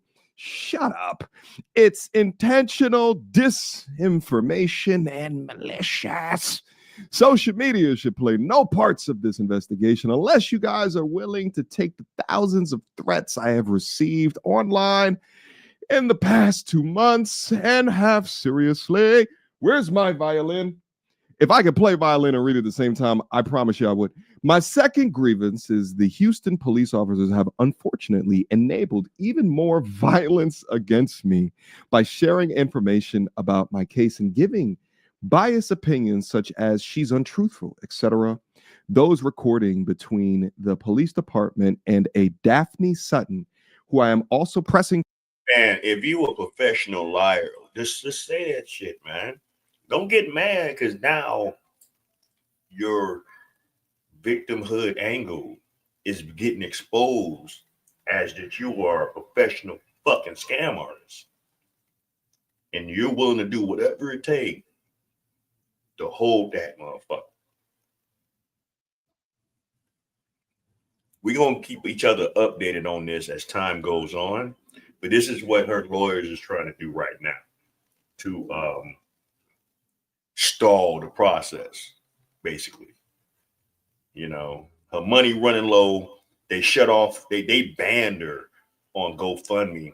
She can never put up another GoFundMe after this bullshit, because what happened with the last situation, with this whole brick situation, when they found out that, you know, she was basically running a scam, they froze that shit. Yeah, she got some money up out of it before it happened, but GoFundMe had to refund all those people that donated to her shit back their money. So they took a loss too. And you better hope that GoFundMe don't be one of the motherfucking witnesses in this whole case as well sometime down the road, because if GoFundMe get involved in this and somebody in their office gets caught up in this damn case, this bitch is cooked. Cooked well done. Charges on is posted online on her page. So she's saying that Daphne, and her attorney is saying that she don't matter. She's not a part of the case, but yet you're writing notes to the police department of her importance to the case and swaying online sentiment in regards to your purported lies. It goes on to read that Daphne, she wrote a whole paragraph about Daphne, is a known agitator, liar, and online bully. She is selling t-shirts of my face after the assault to profit off of my pain. This was actually a lie. She has reached out to Olan Douglas about monetizing my trauma for monetary gain, which is not only deplorable, but also a form of violence. Yo, these gender studies Super Saiyans always utilize these things about forms of violence against them. She has lied about me over 20 times in the last 2 months. She has doxed my address and posted photos of my son, as well as invite others. And that's a bullshit lie. And just to let you know, Sweetness, Daphne is the girl that's getting subpoenaed in this case. That's the one that has the YouTube page, and it's called the Queen of Accountability. Rhoda is the victim, Miss Brickface, the Brickface lady. She's the one that's actually doxed her. She actually, on record, on her platform, was talking shit about Daphne. She actually was reaching out to her people that was tuning in, that followed her and all this other shit, talking about, yeah, it'd be crazy if I could find your address. finds your name, who your name is. Somebody that want to be on some fuck shit sent her the name. So that's how Rhoda, Brickface lady, knew of Queen Accountability's government name. Then she was like, man, I'll be crazy if I could find her address and blah, blah, blah, blah, blah. Somebody gave her the location of where Daphne lives. So she had that information. So who was getting doxxed? This crazy fucking Somalian bitch had the audacity to go to a graveyard with some hoodoo voodoo shit to try to put on somebody's grave to put a hex on fucking the Queen of Accountability. These are the things and evidence of this broad social media on her own that her lawyers do not want to be admitted in court during this trial.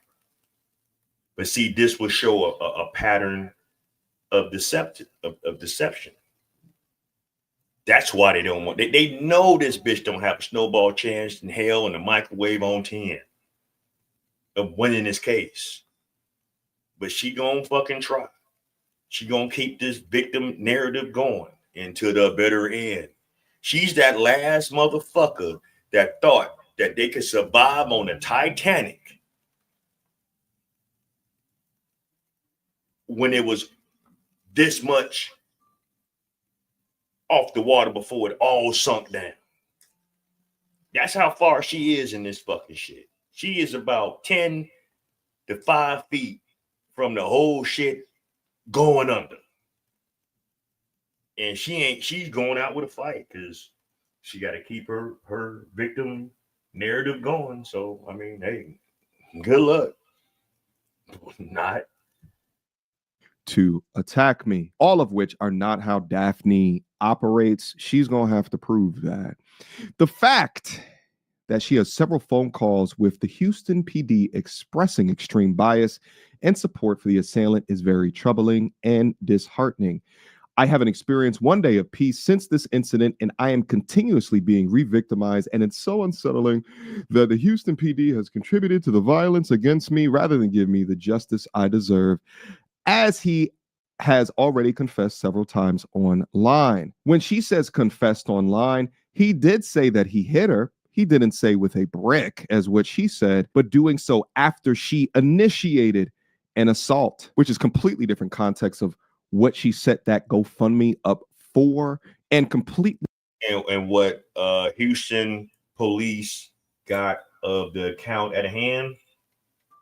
Yeah, did she be the aggressor of the incident first? Yes, she did. But you know what he hit her with? A water bottle. So you mean to tell me one of them $1, $2 water bottle, plastic water bottles, because they don't make them in glass, made that extreme contusion out her face? No.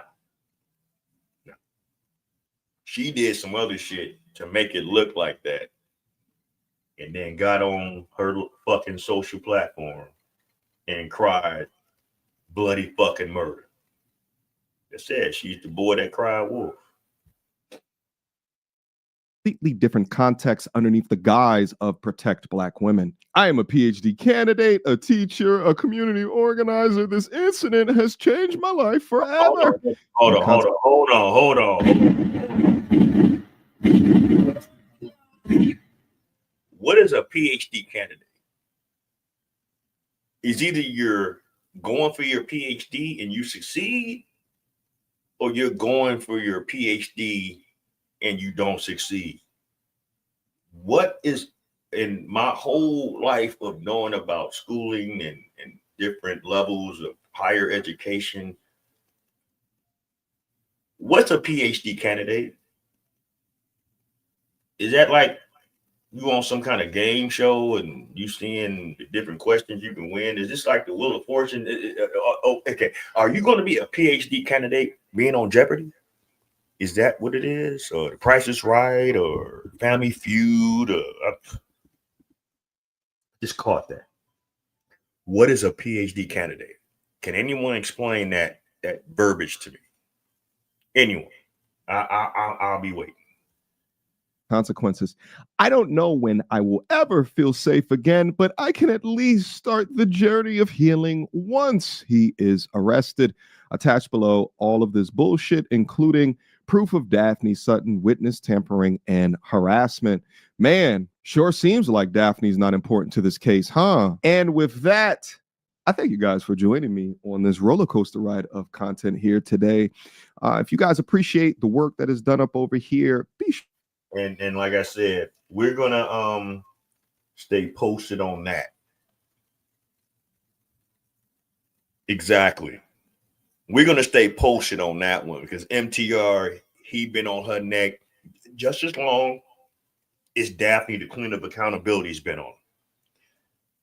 And this whole court case and this fraud shit she doing. So yeah, it's about to get real with her.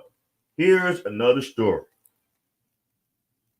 And this is the shit that I keep talking about with our community and how since this whole George Floyd and Black Lives Matter fucking scam that went about, more and more people in our community be trying to get over on the police. Now, earlier this month, I can't say per se what city and what state this is in, but this was earlier this month when a black man obviously got into a confrontation with off-duty officer. And the brother ended up getting his life took because of what happened in their altercation. The family want to put this narrative as far as this man, the officer, which a white man, of course, that took the black man's life, was racist and did all this, that, and the third. But come to find out, the brother, the black man, the victim at hand instigated the bullshit. And the family had to recant their statement because they tried to make it a whole victim thing. They was getting ready to make a lawsuit and try to get paid. It's like, I'm telling you, this is the George Floyd effect. This is what I'm going to call this shit. You heard it here first. Any situation that goes on in the black community when it comes to police officers that they're trying to act like they're a victim, it's the George Floyd effect. So shout out to Black Conservative Perspective. It's another content creator I follow. If y'all not subscribed to him, please go over to his platform and subscribe. Hit the like button on the way in. Check some of his content. He does good content. Tell him the Black Bottom Broadcast sent you. For all those that's tuning in right now, if you're tuning in from the clouds, if you're on the replay game, hit the like button. And if you are new, please hit the subscribe. A doctoral student who has completed all coursework and qualifying exams, but has not yet finished. So that's what that is. Okay. I just thought she was just making up some shit. I don't know. I went to college. I didn't finish college. I wasn't going for a PhD. When I went to college back in my day, I was in sports and I was in for, academics. So, I mean, not academic, athletic scholarship. I was a baseball player. I got hurt. So that shit kind of, derailed and it went left. But okay, that's what that is. Okay. Thank you. We learning over here. Hey, if I don't know, and if y'all know, man, please, because that just didn't sound right. But if it's a real thing, okay, I can admit to that. I can admit I didn't say it didn't exist. I just said I never heard that shit before, that kind of verbiage. So, okay, she's a PhD candidate. So that's what a PhD candidate is. So thank you, Sweetness, for putting that information out there. I appreciate you. But yeah, man, shit's crazy out here, man. This shit is fucking crazy. So yeah, we're gonna go to this story as far as the black man that got, fucked up with the bullshit. Hey, we all still learning. We can never be without knowledge. You know, if you think you know everything, you don't. You just capping. But yeah, but this shit right here, this shit is crazy. But we gonna react to it. We gonna discuss it. We gonna, you know, we gonna get it together. You know what I'm saying? But thank you for giving me that information, sweetness. Bender ends with shots fired. One man is dead after a shooting involving an off-duty police officer. It happened this morning near 47th and Mill. I hear about the man in Milwaukee that pistol whipped an off-duty police officer and was All right, shout out to Milwaukee. Milwaukee, take this L. Now I found out because like I say, I ran across it, but I didn't know what city it was in, what state it was in. So it's Milwaukee, Wisconsin. Cheesehead. Look, I've only been to Wisconsin one time in my life, and that was some years back. And I went to Milwaukee. Milwaukee, if you rode up and down them neighborhoods and them streets, you would think you was a bit in the depths of Inglewood. That's how they whole shit set up. It is dirty, it's just grimy, it's just broke looking, it's just fucked up, dilapidated houses, half-ass done houses, and just the epitome of poverty. I feel bad for the residents out there. They dealing with a lot of shit. You think you dealing with shit in your home city, in your home area, in your community, shit like that, man. Milwaukee going through the same kind of bullshit, if not worse. And they love single family round homes. They give these women out there all the bullshit, just like in Minnesota. If you a woman living in Minnesota and you got 2 or more motherfucking kids, man, they set you up nice. Give you all the benefits. You know what I'm saying? As long as you ain't got no man in your life, you good. But you know how women get around that bullshit. It ain't like how it was back in the day where the actual social workers used to pop up to your residence just to make sure that you didn't have a man living in your house, that you was getting government assistance from. They gonna search the closets, they gonna search the bathroom, they gonna do everything. They don't want to see a fucking sock that could be possibly of a man in your shit back in them days. Yeah, it's man. You thought he wasn't back in motherfucking, but I'm telling you, they if not worse, it's fucked up out there in Milwaukee, man. West Milwaukee, oh shit. All right, let's go. unalived. Yes, his name is Elijah Wilkes. Elijah was driving very aggressively. He forced his way into the left lane.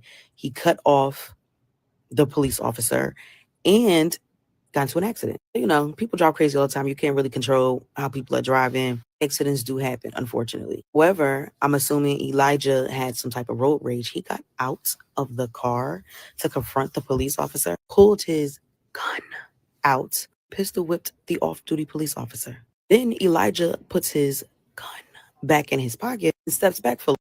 I know I'm judging and I shouldn't be judging, but this is one thing. I don't know why a lot of our sisters in our community do commentary laying in their bed with a bonnet on their shit and some fucking bull ring earring up their motherfucking nose. I'm telling you, man, right? I'm not lying. It is fucking tired out there, yo. And the last time I was out there, I would say it had to be almost 20 years ago. Yeah, it had to be almost 20 years ago. I think that matter of fact, all right, perfect example.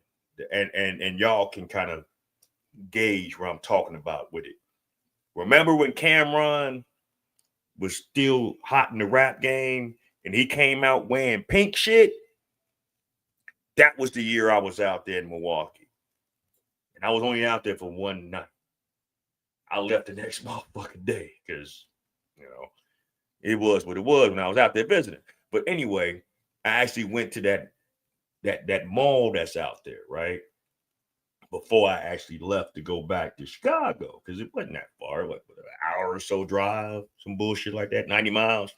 Not that long. Shit. In a good car, you there in about an hour. You back here in about an hour, depending on traffic. But I went to whatever that popular mall is out there in Milwaukee, right? And 90% early 2000s. Yeah, like I said, I know it was about 20 years ago, but a majority of the niggas that was out there was all wearing pink shit. So I'm like, the fuck? Like, what am I saying? What am I seeing, right?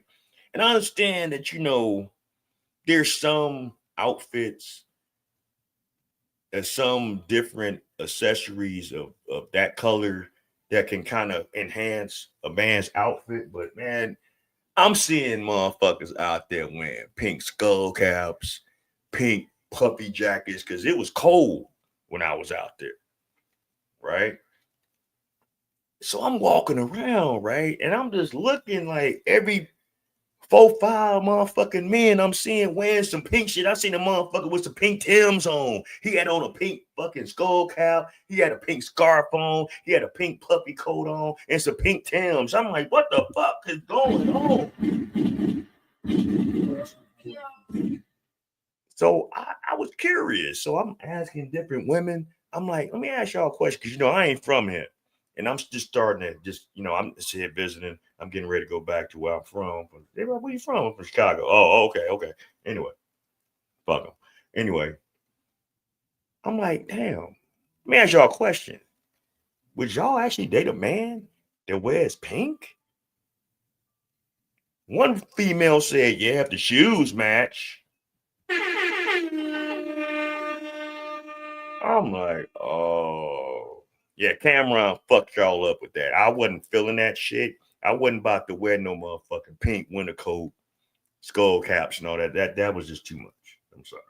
I just can't do it. Anyway, that was my rant. For a little bit. Then pulls the gun back out. Just full on points it at the off-duty police officer. The police officer thought that he was going to be shot. Who wouldn't assume that? You just pistol whipped me and now you're pointing the gun at me? Police officer then pulled his gun out and fired off shots at Elijah. Elijah collapsed and passed away. Elijah's family even came on a live TV interview, basically was saying like, yeah, we love Elijah, but that's the consequences of his actions. What would cause him to pull out a gun and pistol whip somebody and then pointed at them? This family definitely took accountability, and of course they're sad and grieving because that is their family member, but they also were just like, let's be realistic though. Elijah made a horrible decision. So the Elijah Wilkes dash cam footage just got released, and that was definitely in the wrong. What the fuck? I don't know if that was a punch or he had a gun in his hand, but bro literally pistol whipped the cop. What the hell? And it was an off-duty cop. The cop had no uniform on. But it's like, damn, everybody was going in, parents trying to make money out of the situation, saying he shouldn't have died. Like, bro, I mean, rest his soul, he shouldn't have died, but like he definitely let his emotions overpower him. And then it was so crazy, the cop wasn't even trying to beef or stir shit up. Like, dude, Elijah walked up, smacked the nigga, then tried to put his gun on him, and the cop just drew faster. That shit is crazy. Definitely rest in peace to him, but y'all really gotta learn how to control y'all emotions. Boy. So we got to follow up on a story that I covered a few days ago involving a black family. They got a brutal reality check about Elijah Wilkes, okay, who, for whatever reason, a Milwaukee man decided it would be a good idea to pistol whip an off-duty police officer, okay, and this individual found out very quickly. Now, initially, the family, they were boohoo whining crime victimhood, right? They were trying to push a BLM narrative, okay, that this was somehow an unjustified shooting of a black man. This is what they said initially. Pistol whip nobody. It all happened so fast. Whatever injuries that man had, it did not come from Elijah. They were already. Okay, first off. I am tired of these media entities interviewing motherfuckers that got poor speaking abilities. Why do they do that? And see, and don't we realize that it be images like this that make other ethnic groups think of us as a collective as this right here. Now here, this broad don't know what the fuck went on.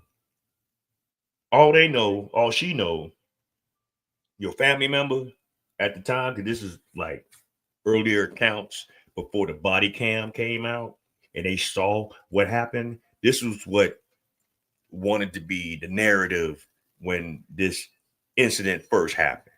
But why you get the most? I know her mama need to be proud of her for how she speaks so eloquently. I'm being facetious, but anyway, but let's go. Already so many feet away from each other. My cousin called me and said my cousin Elijah Wilkes. All right, what is that supposed to mean? Is that supposed to be?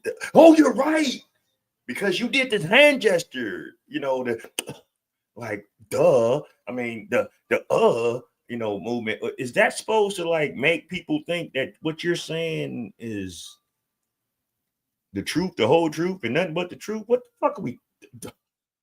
What the fuck is that shit, man? But anyway, I'm just ranting.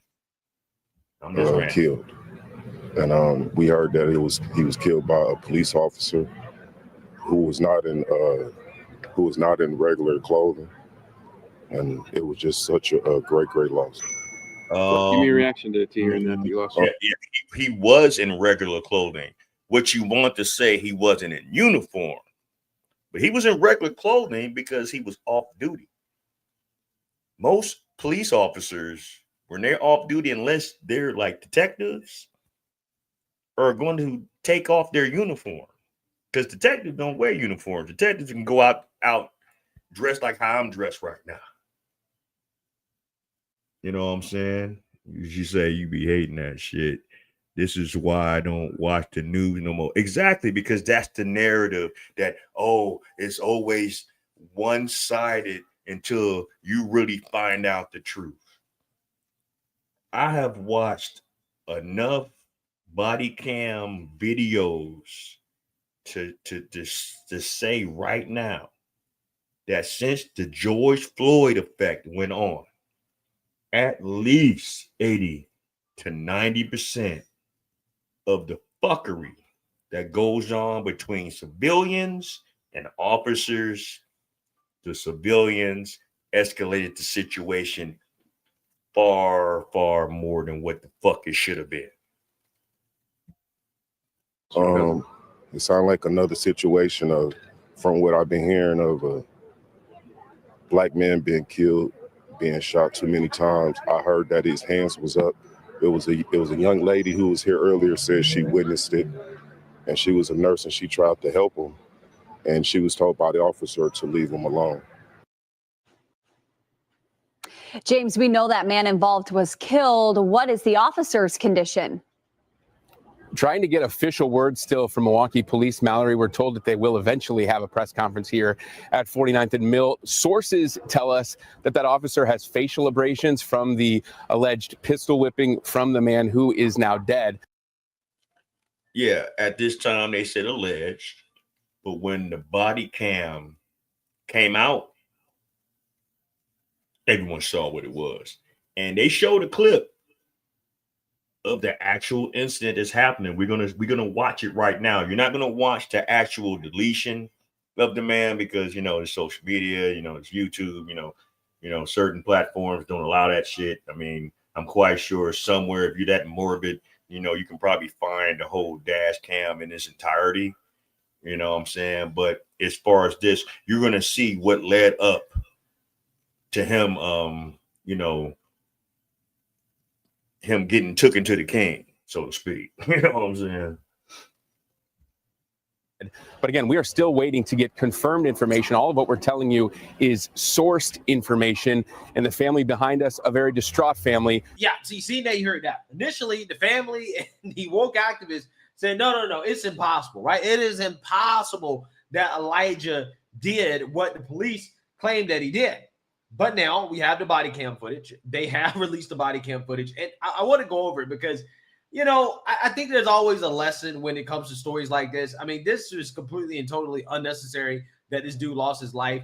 But I think people can see the difference between the stories that were told by the so-called witnesses and the actual body cam footage, which again really should make people skeptical anytime you hear one of these stories, right, that blows up, and then you have these witnesses saying, oh, this happened, that happened.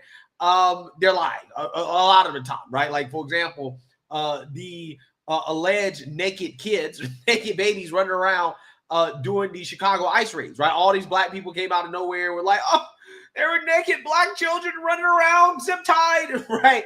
And ICE said, F those kids. Except, again, there's no actual video footage. There's no actual evidence of this happening. So, again, that's one of the reasons why I'm covering this story again, is because I want people to just realize the difference between what the activist said happened, right? And the real reality of what happened. So, without further ado, let's get into it.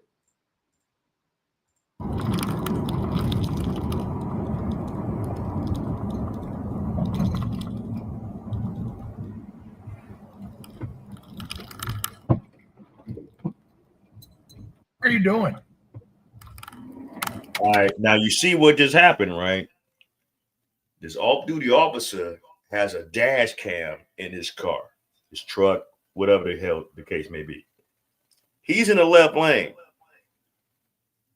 The victim / assailant at hand was on the right. He trying to merge into the lane, and instead of waiting, slowing down, waiting until he passes, he tries to jump in front of him, and as doing so, he side swipes this off-duty officer's car. I mean, let's go back. Let's go back for a little hot second. Let's go back to it. All right, we hit.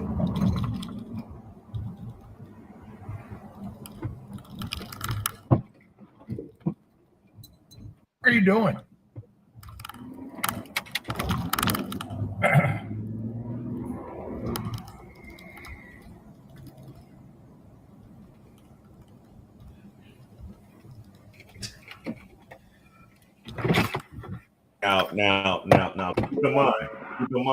Now, keep in mind, it's an off-duty officer. He's in his civilian car.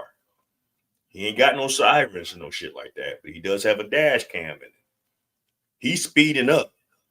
Dude knew what the fuck he did when he sideswiped him. I mean, come on, man. We all done drove a car before. We all know when we hit something we had no business hitting, right? And while he looking in the rear view, while he trying to get out of the, out of that jam, he's seeing that this same vehicle is speeding up on him. So he think it's just a regular civilian. He thinking, oh, because I got this weapon on me. How the fuck, yeah, I know I fucked up and I sideswipe you 9 times out of 10. I probably ain't got a valid license 9 times out of 10.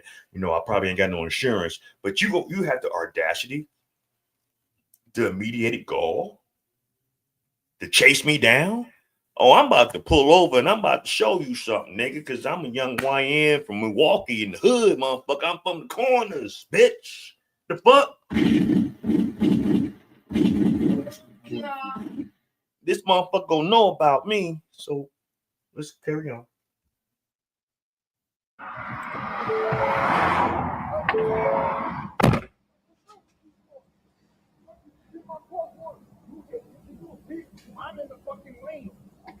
Wow. That's crazy. That's crazy.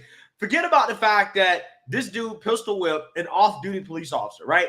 If you pistol whip anybody that is armed, I think that you should have a reasonable expectation of losing your life, right? Like, let's be real, okay? Like, why would you pistol whip somebody, right? Use non-lethal force for an action that 99% of the time is going to get a lethal response, right? If the person that you pistol whip was armed. This dude had no clue who he was pistol whipping. He just pistol whips the guy and didn't even talk. I mean, the dude pulled over the side of the road, right? He's off to the side, going to the sidewalk, trying to handle it like a civilized person. But apparently we have. And then because in any situation in an accident, if you was the vehicle that got hit and you was able to pulled the person over, or that person out of, compassion pulled over, you guys would talk about it. You might be like, the person that hit him, like, hey, look, I do apologize. I didn't realize that I was that close to you. I was trying to get by because the lane that I was in, construction cones was right in the way. And I thought that I could get through you, but maybe I should have backed up. But hey, here, let's exchange information. Don't worry about the police. We're gonna see the damage. Oh, damn, that's what happened. Okay, I'm gonna exchange my insurance information. You exchange yours. We exchange information. We get it out the way without the police. I mean, of course, you still gotta file a police report. Excuse me. Of course, you're still gonna have to file a police report, but in that kind of situation, if it wasn't like a life-threatening situation, 9 times out of 10, y'all trying to get to y'all destinations, do whatever y'all need to do. Yeah, this misfortune happened. All right, you do the due diligence, being a law-abiding citizen. Go to the police station. Hey, this is what happened. I know we didn't call y'all, but hey, I did this. I know I'm in the wrong. Here's my information. I want to make a police report so I can send it to the insurance company so we can take care of this matter. I already got this person's contact information and vehicle information and stuff like that. A lot of times they be like, okay, here's your report. Good luck to your situation. Take care of whatever. Hope it's not too bad. No, it wasn't too bad. I lightly sideswiped them. We didn't want to call the police at that time because it wasn't that major. It is what it is,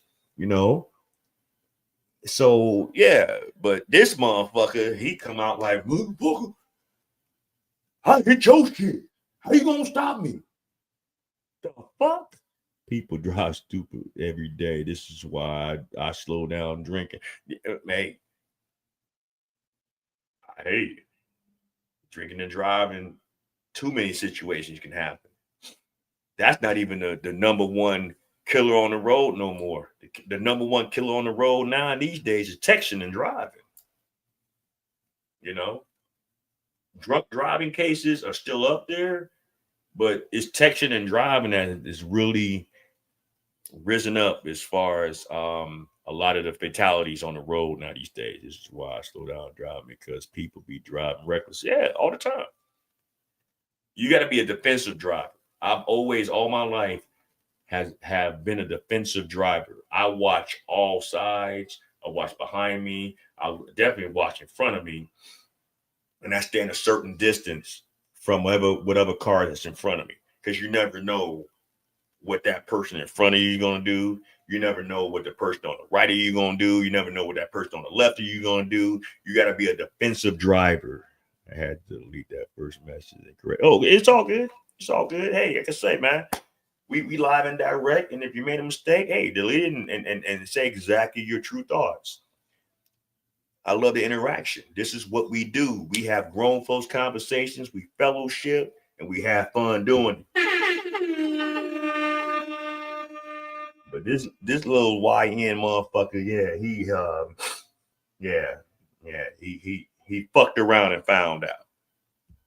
Individual who's not so civilized, right? Handling it like a barbarian, right? Just attacking the guy for seemingly no reason. And it resulted in him losing his life, right? It resulted in him losing his life. I mean, just a really, really, really bad decision, okay? Bad decision. I mean, just, I can't imagine what it feels like to be pistol whipped, right? Like, I feel like being slapped, like if you get slapped by somebody, right? Especially like an open hand slap, you feel disrespected, right? As a man, like you feel small, right? Like, I can only imagine what it feels like to be pistol whipped, right? I mean, it's so disrespectful, right? It's one of the most disrespectful things you can do to a man. To pistol whip a man, yeah, I mean, come on. You should have expected to be shot on the spot, right? Which is what ended up happening here. As you can see, I can't play it, right? I can't play the dude get shot, but there were multiple shots fired. Now look what happened. Now look what happened. He fucked around on the spot, right? Which is what ended up happening here. He fucked around, pistol whipped him, then drew on this man. after he smacked him in the face with his right hand with the damn gun.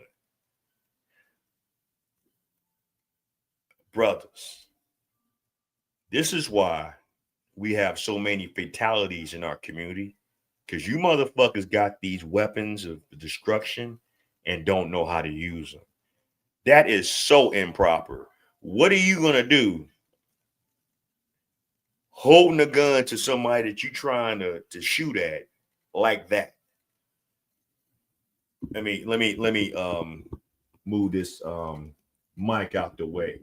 Anytime you got a gun, you hold that motherfucker like this. Hold it. See how I'm holding it? Hold it like that. Straight. That shooting from behind you. This ain't John Woo. This ain't motherfucking John Wick. This ain't the movies, motherfucker. This is real motherfucking life. So if you actually gonna shoot, this is why I know 90% of you niggas is out here with these fucking pistols. Y'all need to put them bitches down and go about your life, because y'all ain't about that life the real way, because y'all don't go get training. This is a trained officer that is trained to shoot correctly. You see how he's holding it? You see how he's holding it, right? You let me go to the icon. Let me go to my my mouse. Hold up. You see how he's holding it? You see how he's holding it, right? Mad difference. Right, I can't play the dude get shot, but there were multiple shots fired, and the dude was running around the car until eventually, he got smoked. But another thing to note here, right? Note who has taken gun training courses and who is not, right? Like who understands how to properly handle a firearm and who does not, right? And that's, again, all the reason why the off-duty cop won, right? This shootout is because he actually has proper gun fundamentals in regards to how to handle a firearm. This other guy, on the other hand, I mean, he got his pants sagging. He got one hand on the firearm. I mean, he's unstable, off balance. Like, it's bad, right? It's really, really, really bad. Again, I'm not surprised that this ended up this way, but it didn't have to, right? It did not have to end up this way had this guy just not made a very stupid decision, right? I mean, we're talking about basic conflict resolution going wrong, right? Terribly wrong, okay? Terribly wrong. Again, this is what happens when you're living your life in the hood like it's a movie. That's certainly what this guy was doing. So with that being said, again, this is why the family, when they saw the body cam footage, they changed their tune. They came out and said, it's kind of his fault.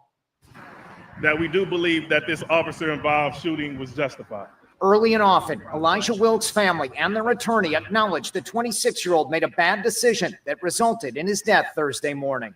I don't think I've ever come before and did a press conference and said this. Elijah's mother, Pamela Bond Slater, and their attorney, Ivory Lamar, watched the video twice Friday at MPD headquarters. Lamar said it showed Wilkes aggressively cut off the officer's car, causing the officer to hit Wilkes' car. They each pulled over and got out. They spoke. Then Elijah pulled out a gun. He does slap the off-duty officer with the firearm. The video does depict Elijah pointing the firearm at the off-duty officer, and the off-duty officer did respond, what we believe, in accordance with his training. Yeah, I mean, they responded in any way. Anybody that's armed that gets pistol whipped would have responded in a situation like that. Again, he responded in a way that literally anybody in that situation. And we mean anybody. How the fuck? I'm just trying to assess the accident at hand. Thank God you pulled over so we can talk about it. I mean, it ain't like it was like you ripped my whole bumper off with no bullshit, but you sideswipe. So yeah, we gonna have to exchange information. I'm gonna need your insurance information, all that shit. But you walk up on me as I'm walking on the curb, not even being combative, and hit me in the face with your gun and then point at me? All right. Who had a firearm would have responded. Okay, that's the way he responded. So again, as you guys can see, this is why the family came out and they said,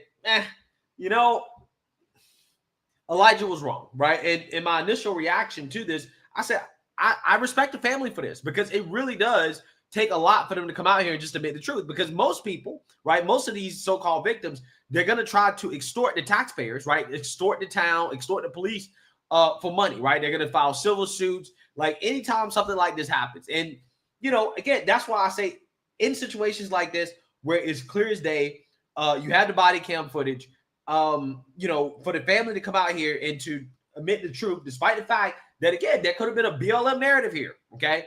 I got to say, I respect it. And also, surprisingly, there are a lot of black people as well, too, who are reacting to this body cam footage being released, who are also now saying, yeah, you know, this guy kind of had it coming, right? He kind of walked into this.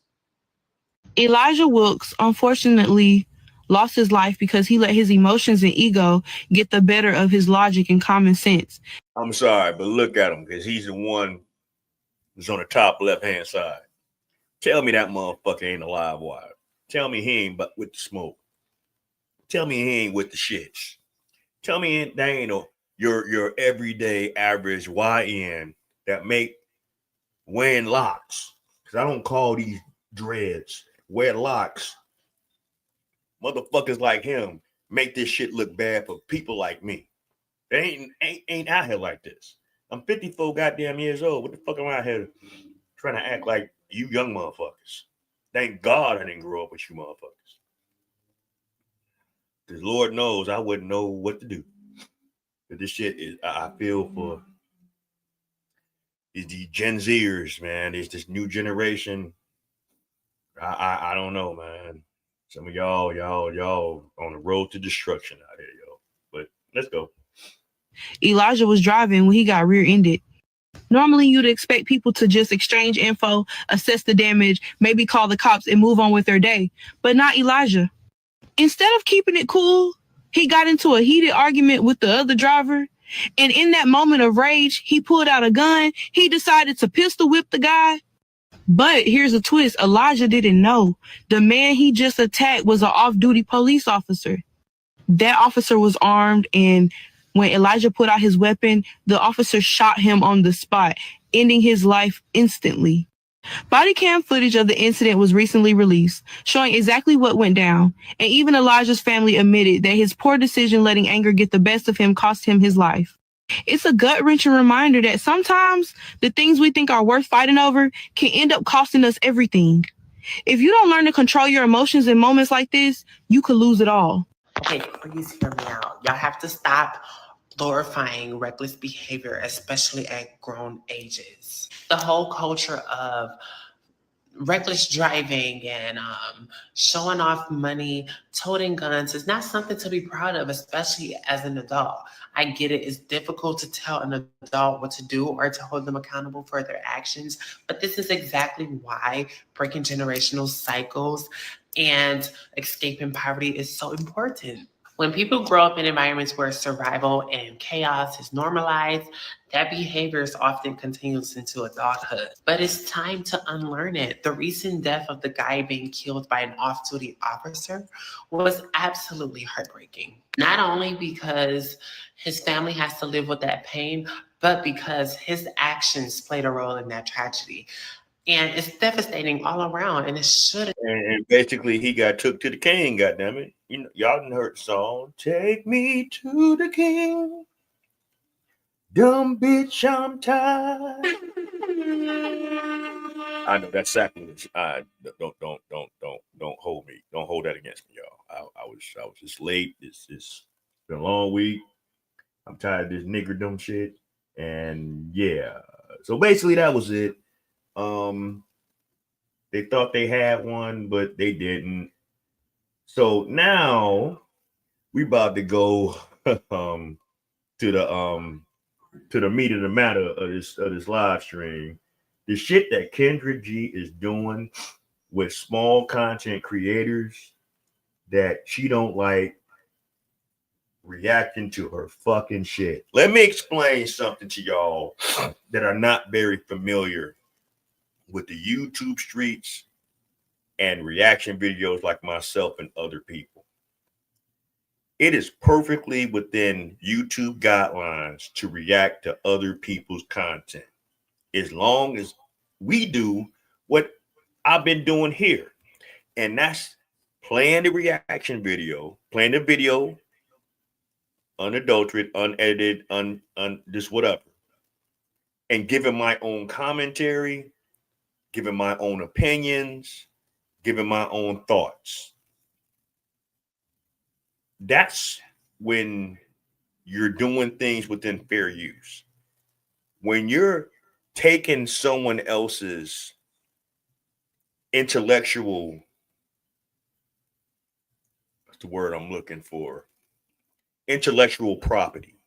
That's the word I'm looking for. When you're taking someone else's intellectual property and you post it on your platform as your own and don't say anything. Like, say, for instance, if someone was to want to react to my video right now and just play the whole live stream as their own and don't stop it, comment, make any kind of commentary or anything. Just let it play in its whole entirety, sitting back, don't show himself on the screen, none of that bullshit, right? And then at the very end, all right, thank y'all for tuning in. You tuned in to the Black Bottom Rodcast or blackbootyscratchers.com. Have a good night. We see you next time. When you just let a whole video play that ain't yours per se, and that's a copyright strike. Kendra G is going after small content creators because she is so tired of us black men that she don't like. Us black men that she can't keep. You know, Ashy Foot, you know, the Nigerian motherfucker that was proven to be a scammer by Tasha K, shout out to her, you know, didn't last. This bitch is knocking 50 on the door, ain't never been married, ain't never had no kids. When you did have an opportunity to be a mother, you cheated with the boyfriend that you was supposed to be in love with another motherfucker that you went to high school with. You popped off, got pregnant back when you was young, when you was in college, and you AB'd the motherfucker, and that was your only chance. And now we supposed to like respect you because you got your eggs in the freezer? You got this bum ass motherfucking dating show that you just stole talking points from Kevin Samuels, God rest his soul. And if anybody know about Kevin Samuels and Reason Sweetness, why you love that song, the last song I played before I start my live stream, that was his staple. That was his staple song. I'm giving homage to the Godfather when I play that last song. Good Lies. Yeah, that's my homage to him. You know what I'm saying? But shit crazy, right? So another content creator by the name of Sandra Faye, very good content creator. There's another content creator by the name of Men Against Bitter Women, MABM. You know what I'm saying? She's been on this man's neck. Now, she sat up here maybe about a month or so ago and copyright struck his page because she don't like people reacting to her content because of the shit show that she has on her dating app.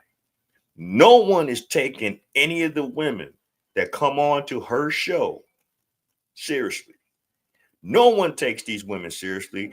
They are not presenting themselves as serious candidates for love or whatever the fuck it is. The only thing that a lot of these women that go on her platform, on her dating platform to do is to get some kind of media clout, to get cracked, the stories and their backgrounds. We just did it. Shout out to Theo Coop with the Do Better podcast and other content creators that put that out there. He did a compilation of some of the women that have been on her program. And in his compilation, I'll say it again, it was 41 women in different places. But he put it all together. 41 women had a 144 different men they had children with. Out of that 144 men, they produced 192 children. 41 women.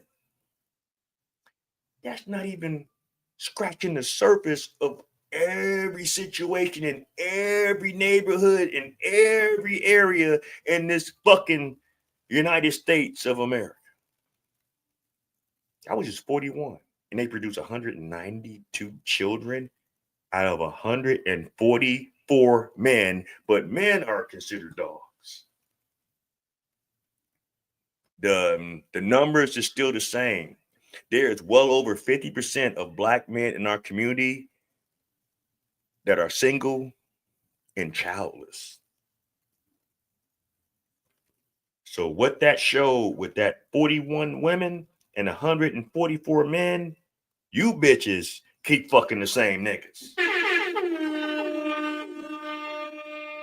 You don't like it when motherfuckers put on blast. She don't like it when motherfuckers expose her shit show.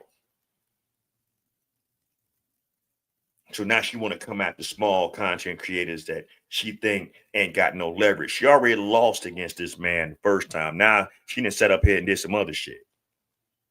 Oh yeah, man, we about to get to the now we getting to the meat of the show. You know how I do. I try to warm us up, react to some other things, have some other discussions, but there's always a narrative behind this shit when I do these live streams. The narrative is this: us as black people need to get our shit together. You don't want people looking at us a certain way.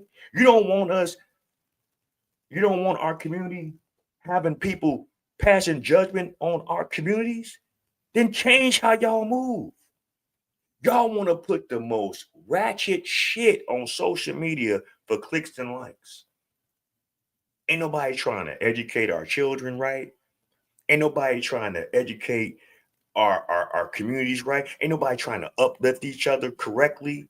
All we want to see is chaos. If I was just on here like doing my live stream and putting on some knowledge, which like I say, I'm not stuck on one narrative. I was talking to my man Chris earlier. I don't just do one thing, and he said it out of his mouth correctly. And I appreciate him for saying that because he see it for what it is. With social media, you always got something to talk about. We can never run out of content in this space. This is why more and more people are going to platforms like this, to platforms like Rumble, where you got content creators giving out their own personal independent content, and people are leaving regular news networks because they're biased and they only have a certain agenda. We're going to bring it real. We're going to bring it 100. If we wrong, we wrong. If something was right, we're going to talk about it.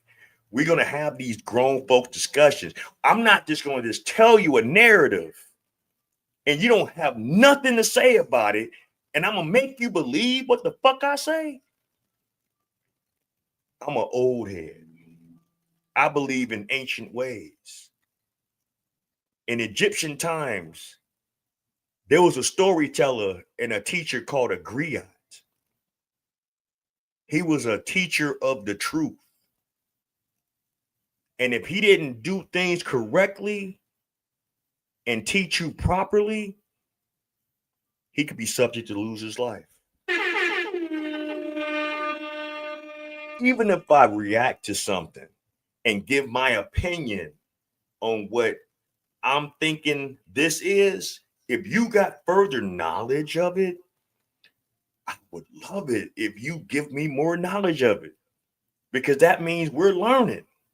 Just like what Sweetness did to me earlier early on when she said, oh, as far as the PhD thing, I'm like, okay, I didn't know about candidates for PhD because I didn't elevate myself in college like that because I ain't got that kind of debt like that.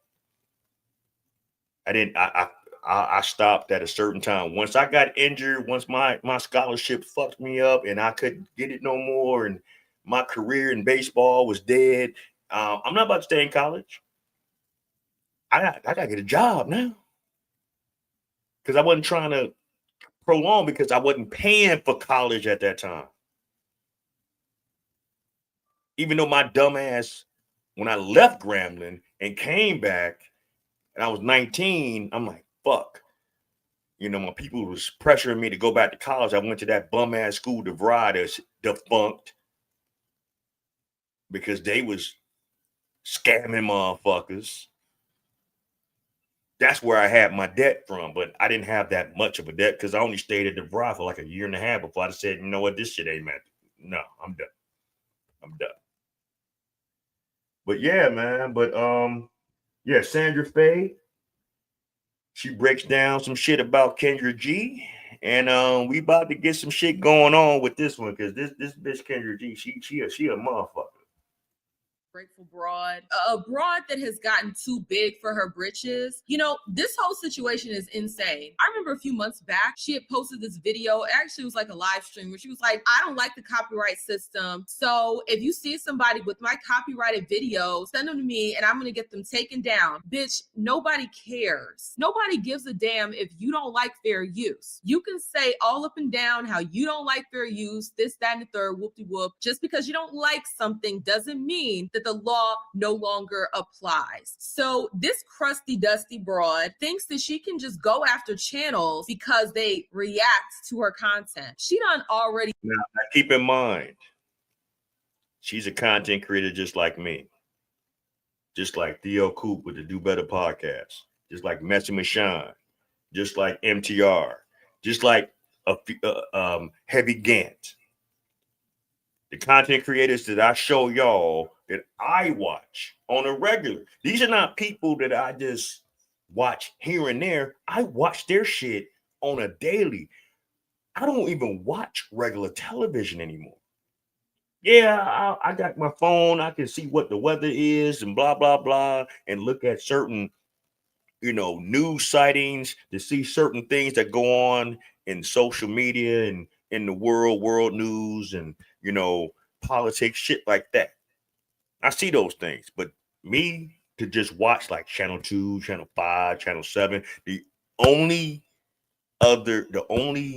news network I fuck with in the city of Chicago, in the state of Illinois, is WGN. They are the realest and have been the realest network out of all of them. Yeah, they have their little bullshit, whatever, but for the most part, WGN, Channel 9 News, always keep it 100. So if you are going to watch some news, I'd rather watch Channel 9 than Fox. I'd rather watch Channel 9 than ABC. I'd rather watch Channel 9 than Channel 7 and Channel, NBC. You know what I'm saying? I grew up when TV cut off at midnight. Matter of fact, right about now, if I was on regular TV, we'd be off there. No. With the invention of cable and internet and all this other shit, we can go on as long and as strong as we want.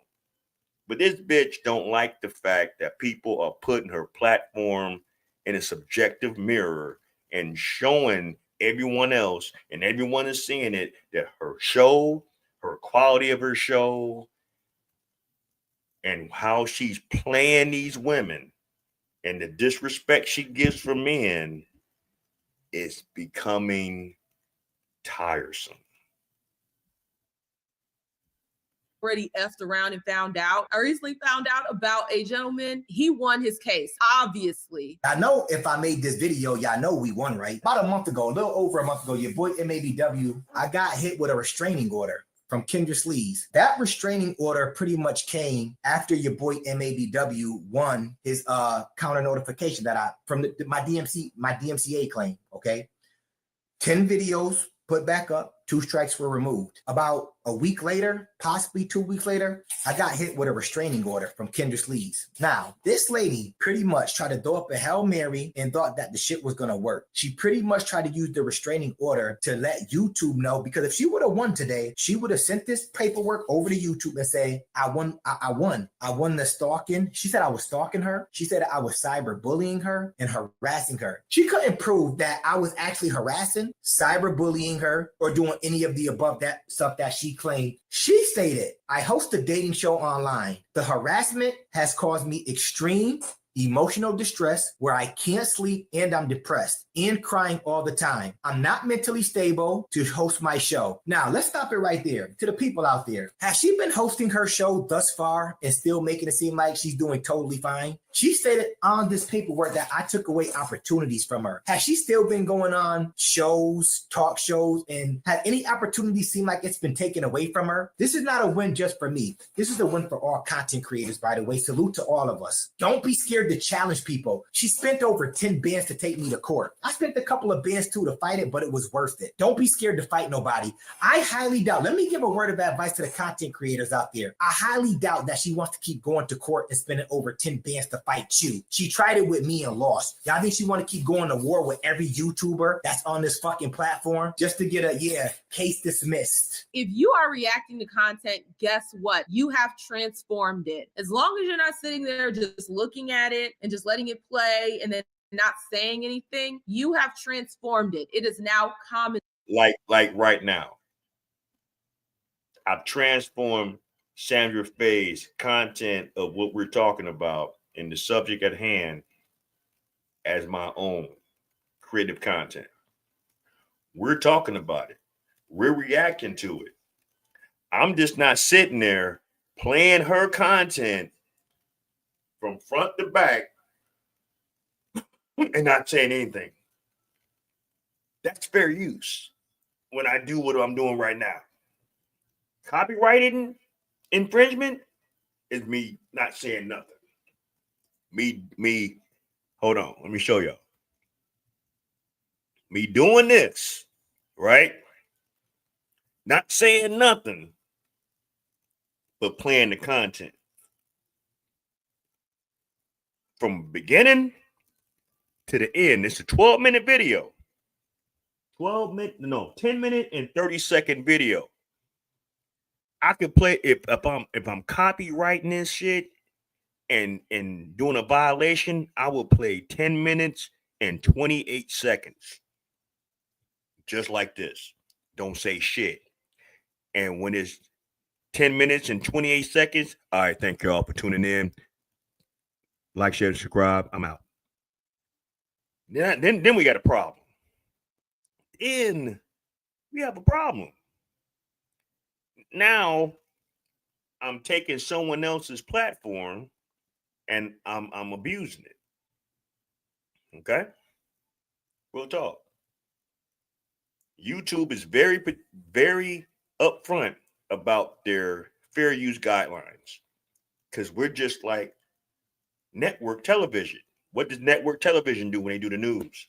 They take excerpts of different events that go on, whether it's local or worldly, give their commentary, give their opinions, and go to the next fucking subject.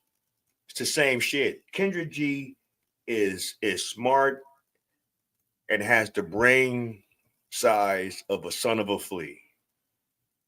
That's how much common sense this fucking broad got. She has the brain capacity of a fucking slug on a wet log.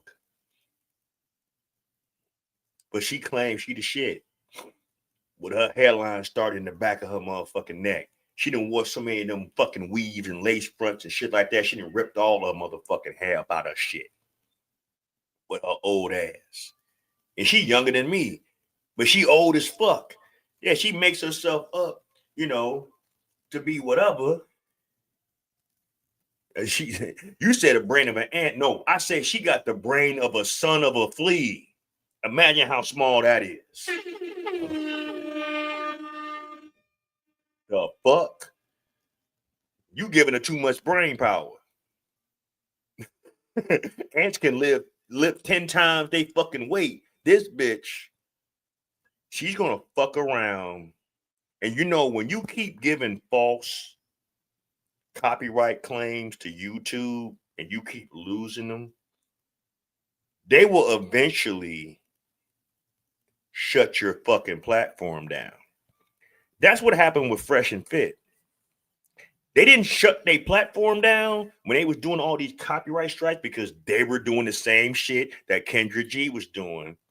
They just demonetized your shit. So now you can't, it don't matter how much fucking content that you make on your shit, you ain't making money on this platform, or they'll just kick you off the platform. That's why Fresh and Fit had to go to Rumble.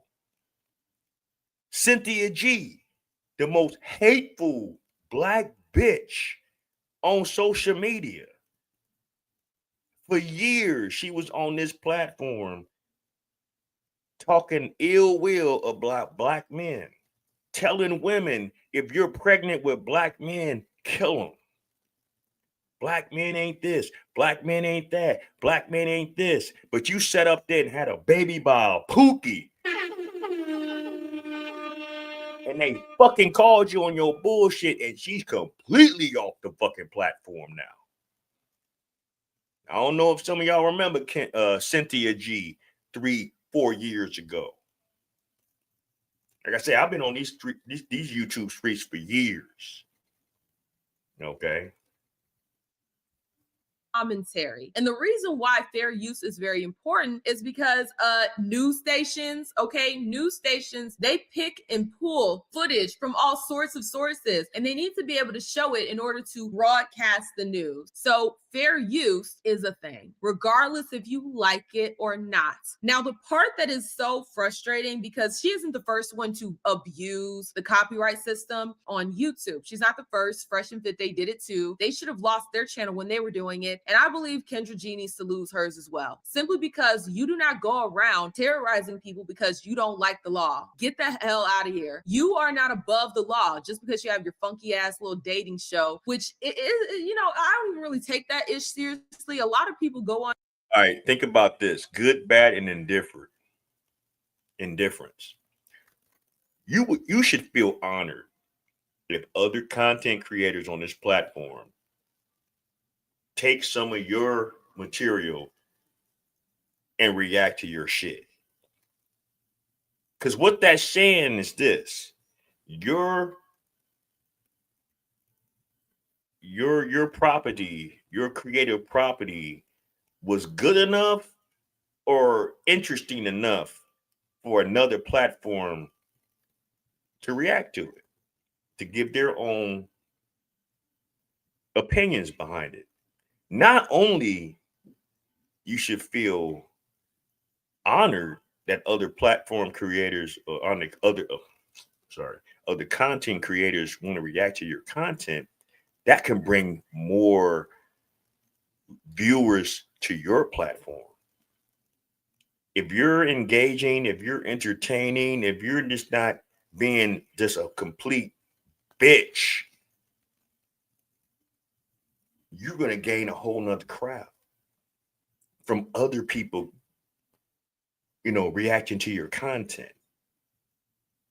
Other people, of course, are going to engage with the person that was reacting to your shit. But if they really digging your shit, man, let me check, what so-and-so is doing on their actual platform. Man, they actually listen to your shit, and your shit is engaging and it's entertaining, and they like it. They like who you are and how you presenting things and how you, being, balanced on how you are reviewing certain, subjects and things like that, and engaging with others and being respectful, and your people's being respectful on your platform. Man, people gonna be like, man, yo, I appreciate so-and-so for directing me to you, because I wouldn't know who you was. Like, a lot of people didn't know who the fuck Kendra G was, even though we knew she was a bum ass fucking radio personality on GCI that was half ass. She's been a known thought in her time, allegedly. And they got rid of her punk ass.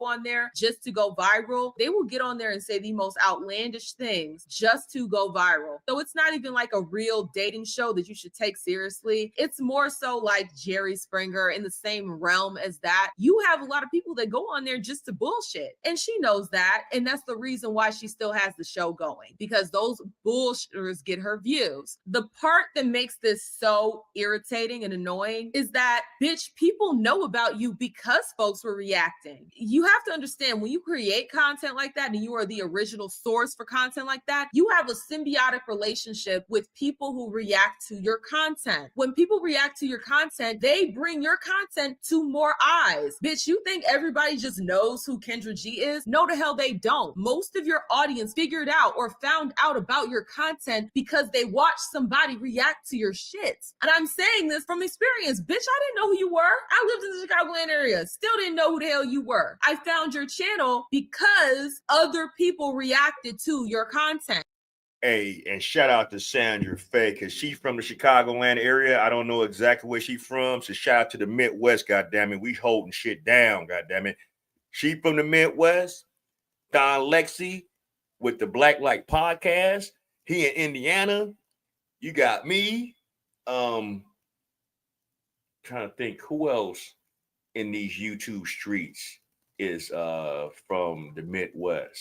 Oh, Heavy Gant, he from Kansas City, Missouri. Hey, look, Midwest stand up. I like Sandra Faye. She keep it 100. If anybody subscribe to her page, go to Sandra Faye, Faye, Sandra Faye.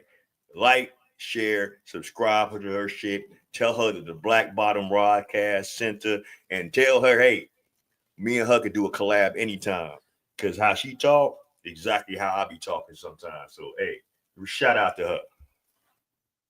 It is a symbiotic relationship, but when you get involved with greedy broads like Kendra G, they don't understand that. They just want to think that they did everything on their own. These broads, they want to think, I'm such a boss chick, I did this on my own. They don't want to acknowledge that other people contributed to their success. And people reacting to your content, Kendra, people reacting to your content is the reason why your platform grew as quickly as it did. So the fact that you are biting the hand that was feeding you is sick. It's a symbiotic relationship, and most people understand that. But these bird brain heifers, they get too big for the britches, right? They think they big pimping, okay? After they done gotten all this free publicity from all these different people, all these different channels, gotten free publicity, and now they want to sit back and clap back. Oh, you eating off of me. You eating off of me. Only a greedy individual would even utter words like that. That comes from a place of greed. I personally don't care if people react to my content. I make reactionary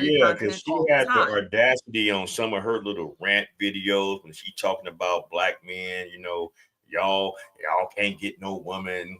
Y'all gonna stay single. Your penis is small. Blah, blah, blah, blah, blah, blah, blah. Call.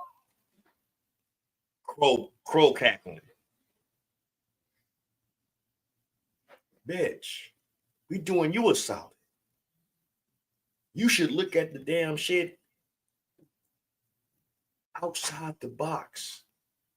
But she think that she's so talented, and she's not.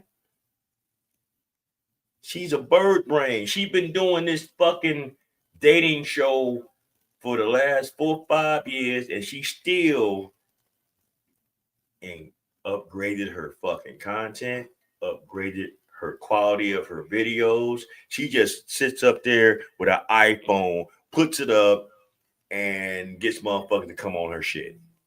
Ain't invested in nothing. You think you high profiling because you live out there in Cali paying $80,000 a month. You said it. We didn't assume it. You said it. You paying $80,000 a month to live where the fuck you living at. She comes from a place. See, this is what pisses me off about a lot of our people in our community that ain't used to having shit. When you get a little something, they don't know how to act. No humility.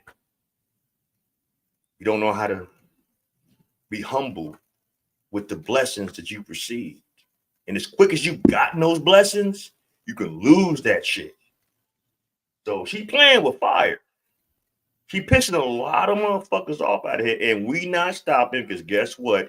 Just like how I'm doing with her platform and like how I do with other people's platforms, this is all fair use. We don't even have to say this shit no more. You know, it once was a time where, oh, this is fair use. This is fair use.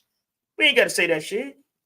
As long as we're commentating, we can take a 10-minute video and drag it out to 30 minutes. That's fair use. We could take a 2-minute video and drag it for 10 minutes. That's fair use. Meaning we interacting with our audience. We can take a 30-second video, a clip, a small clip, and turn it to 5 minutes. That is fair use. YouTube, like, that was fair use. Ma'am, sir, person, you, whatever the fuck you want to identify yourself with. I mean, it's fair use. It is a symbiotic relationship. There has been a lot of people that have started following me and enjoying my content because people like Messy Miss Sean, the Do Better podcast, have reacted. Shout out to Messy Miss Sean and the Do Better podcast. Last couple of weeks, they've been checking out my content because I've been reached out to them. Man, look, them heavy hitters in the underground, getting to the higher ground of the content creators. Fucking Theo Coop with the Do Better podcast, he's up there. He's up there with the lead attorneys and the O'Shea Duke Jacksons. Messy Miss Sean, she's right there behind. Shout out to those content creators. When people like them go on your platform, when people like them react to your content, you're doing something. Don't ever take it as a slight. You should take it as a compliment, goddammit, because guess what? Their audience is going to be attracted to your platform. It's a big family. There's some people that have gotten pushed out of this content creating because of their selfish and ignorant ways. It's all about them. Can't nobody do my shit. Can't nobody, react to my shit. Says who? As long as you put it on this platform, yeah, you can. And as long as they're using the fair use guidelines, they can do whatever.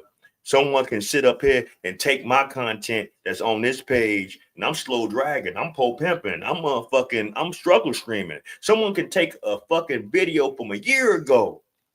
Did they find it interesting and react to it? They have every right to do it. I hope y'all do it. I hope some of y'all that are content creators, and y'all hear it here first. I hope some of y'all take some of my older content when I didn't have the StreamYard shit, when I was just doing it on a laptop and or doing it on my cell phone, and I was double streaming, struggle streaming on YouTube and Facebook and back in the day. And if y'all find anything that I did that was of any good to react to your shit, man, all power to you. Thank you for the fucking accolades, man. That's respect. That's love. Real content creators know how this shit works. That bitch gonna fuck around and get kicked off the platform, and we'll be all here for it. Acted to my content. I'm truly grateful for that. I'm not gonna sit over here and then get mad at them and be like, well, you did it.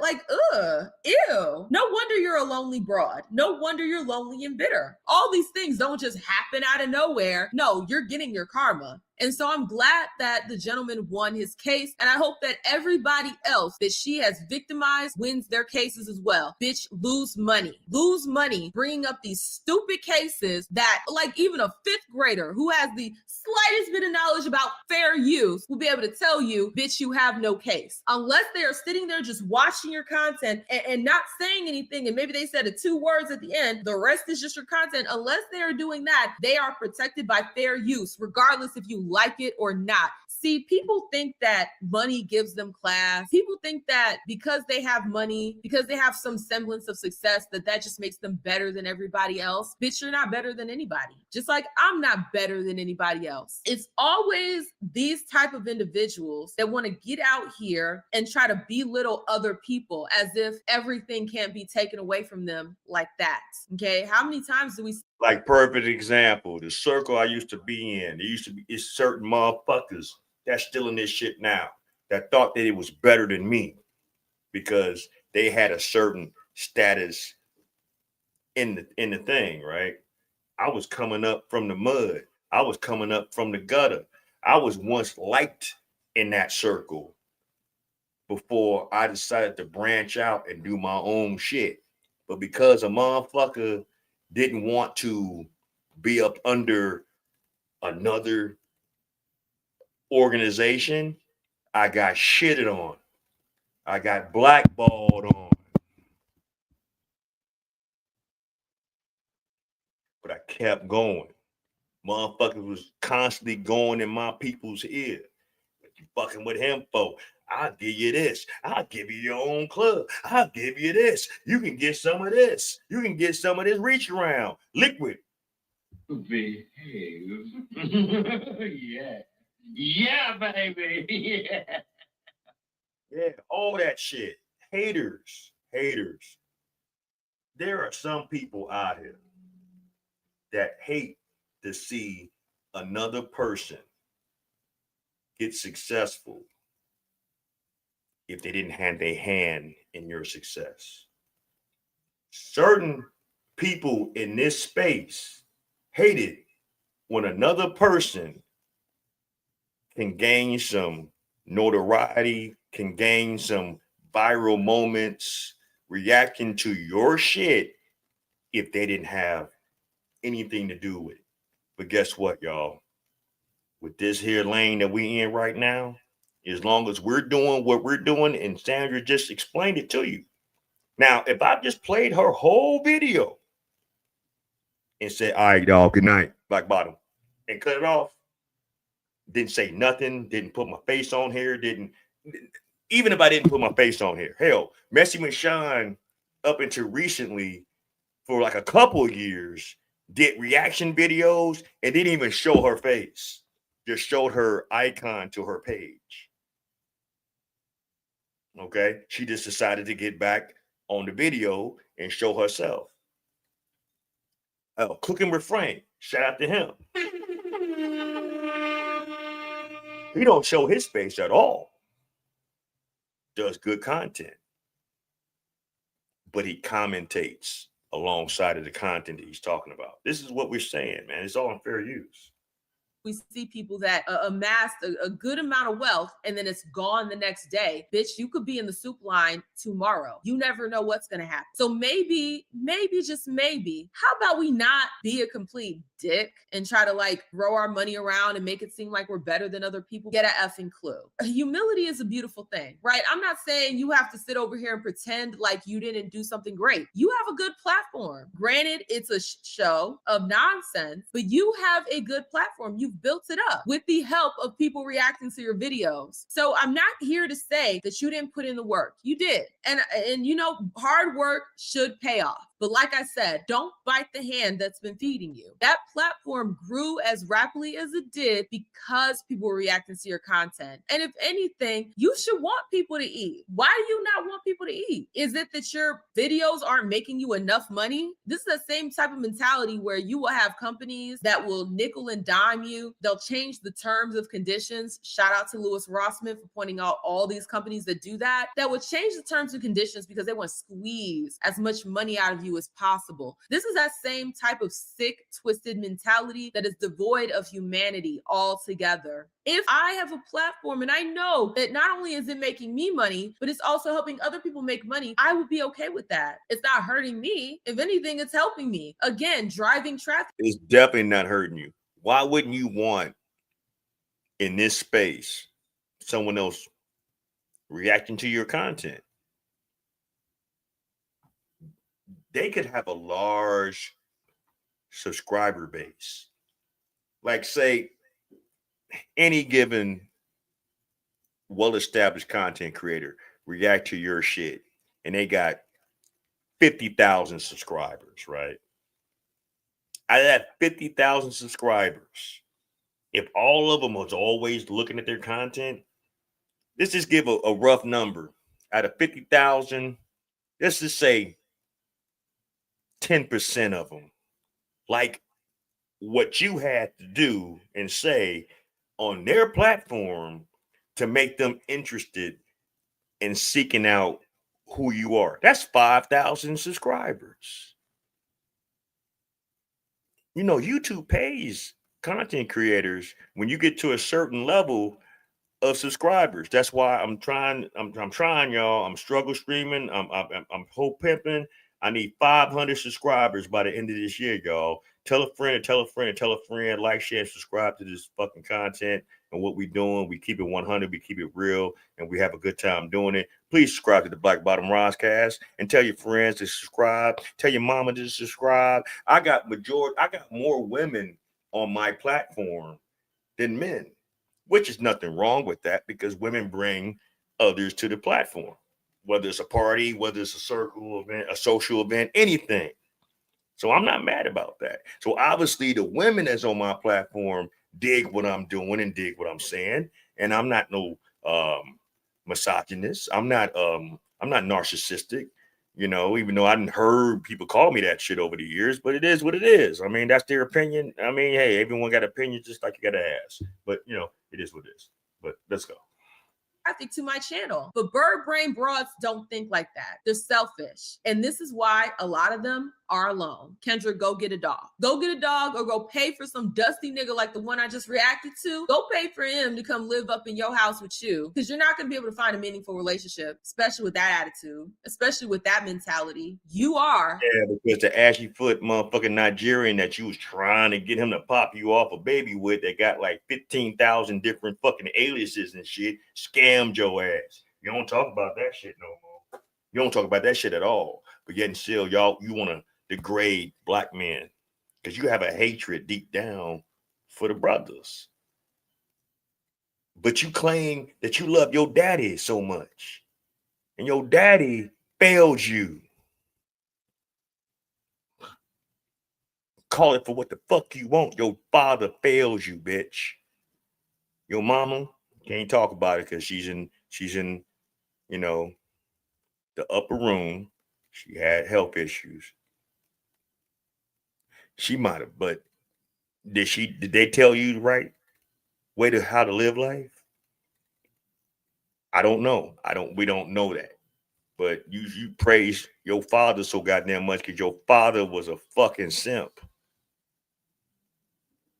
And just did whatever had to be done to appease you, his significant other, and his household. Said what I said. You don't believe me?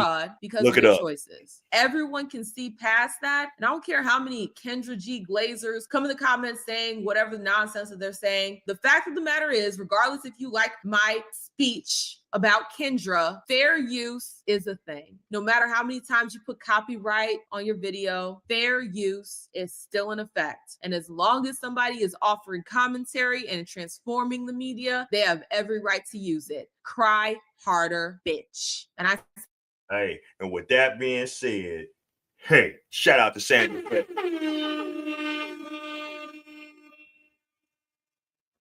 Real fucking talk.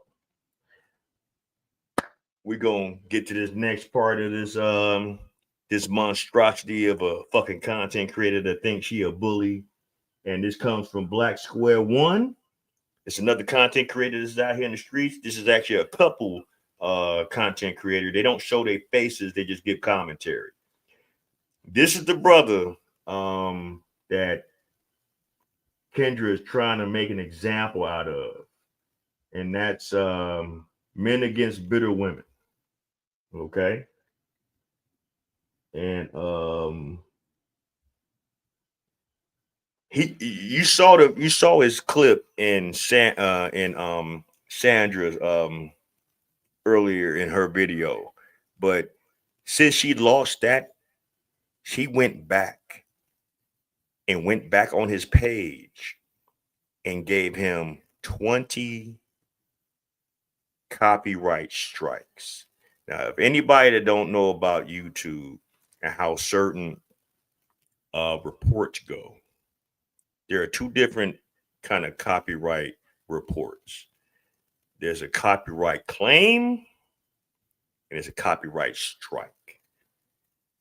A copyright claim is when you're basically saying that they're using your intellectual production for their own gain and not giving you credit. So if YouTube sees that you violated a copyright claim, that in particular video that you did on that in particular content creator, they'll cut off your monetization, meaning you won't make no money off of it. Okay. A copyright strike is threatening the lifeline of your channel. Meaning, if you get 3 or more copyright strikes, YouTube can shut your whole page down and you can't get back on the platform. Cut you from the knees to the ankles, the fucking the toe bones, all that shit. Cut you to nothing. This bitch has a problem with MABW. I'm sorry. Men against bitter women. And that's probably why she don't like his channel, because of the fact that that's the acronym, or that's the title of his channel. Men against bitter women. Why are you so bitter, Kendra?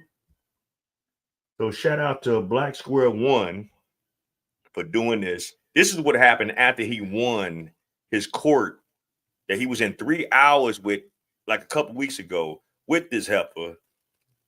So here's what he had to say, and here's the commentary that Black Square One had to say about it. Salute to the MABW team. I'm back with another video. People, good morning, good morning, good morning. Your boy MABW.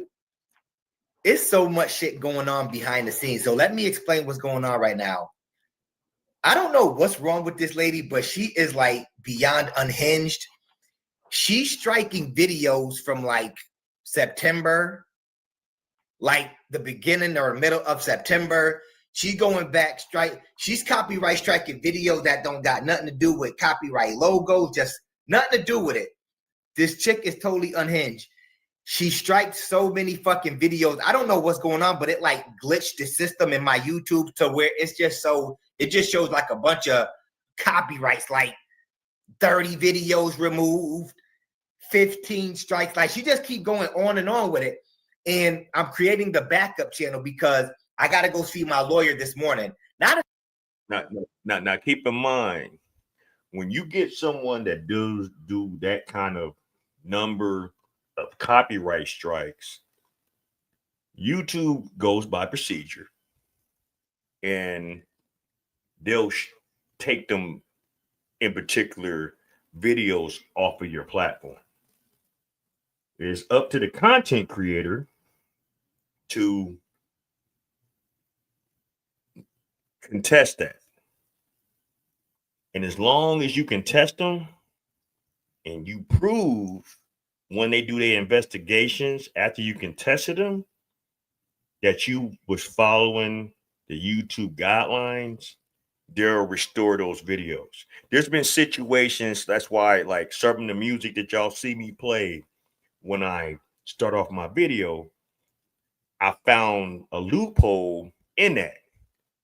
I always get music the play in my intro that is royalty free, meaning I'm free to use it on my platform for however many minutes I want to use it. If I use some copywritten major artists' music on my page, I can't play it past 30 seconds because YouTube be on that shit. So if you content creating and you want to play certain, like favorite songs that is from major artists and don't want to get your shit flagged or get certain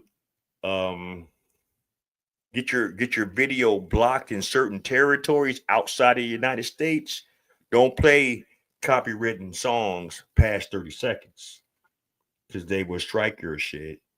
They will mute your shit and they will block your shit from reaching a broader audience. I actually do have subscribers that's overseas. I have subscribers that's in Europe and things like that.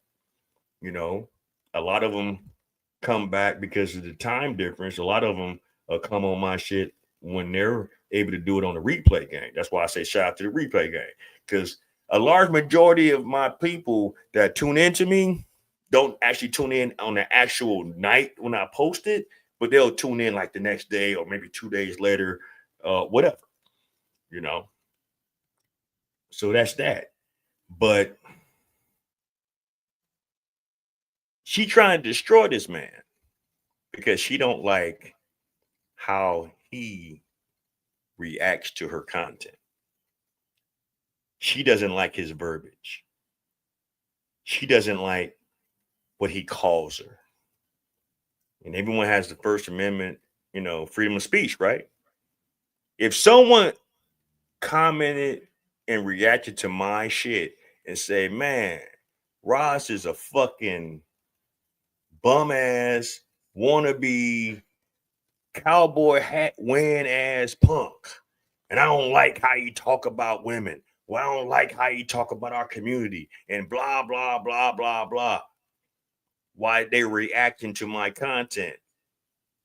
I can't really get mad at it because one, that's your opinion.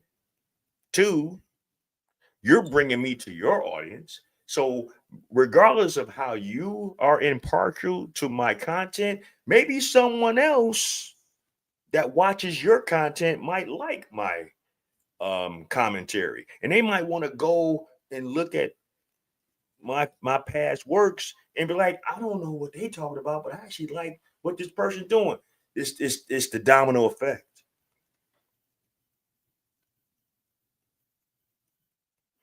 Anyway, let my man speak on this. Not a team of lawyers. I only got like one or two. I only got 2 lawyers that are working on what I got going on right now. But this lady is like literally beyond unhinged. So she striked the channel like she must be. I'm telling you, like she's up at night. I'm telling y'all, like she's legit just striking my channel. She's up at night. You can see like pretty much you could tell what time it is because the notifications come through talk about this video was strike, this video was strike, this video was strike, and it's like you really. And my thing is this: how would she feel if she woke up tomorrow and like her rant videos? And I don't know if she still got them on her platform when she actually like degrades and talks about Black men and disrespects us and disrespects some women. How would she feel if like 100,000 people in YouTube streets started copyright, not striking, but copyright claiming her material to the point where she can't make money off of certain videos? She loses money because she don't get the views. Yeah, she got a lot of subscribers, but having subscribers opposed to the views that you get are 2 different things. I can have 100,000 subscribers on my platform, right? But if each video does 500, 1,000, 1,500 views each video, I ain't making much money. Where's the other 90-something thousand subscribers.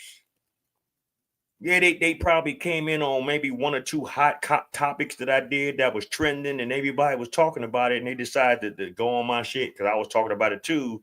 But if I got them many subscribers and I get that less of views, I ain't standing on shit. I got 170 subscribers. I ain't even gonna lie. I'm not gonna cap. I'm fucking broke, pole pimping. I'm struggle streaming. I need 500 or better by the end of this year to get any kind of traction in the algorithm. But I got 170 subscribers. Some of my videos get 100 views. Some of my videos get 600 views. My two top videos, I've had 2,000 plus views with this less of subscribers. So that means that not only that people are liking what I bring to the table as far as my content, they're telling others, hey, check this out.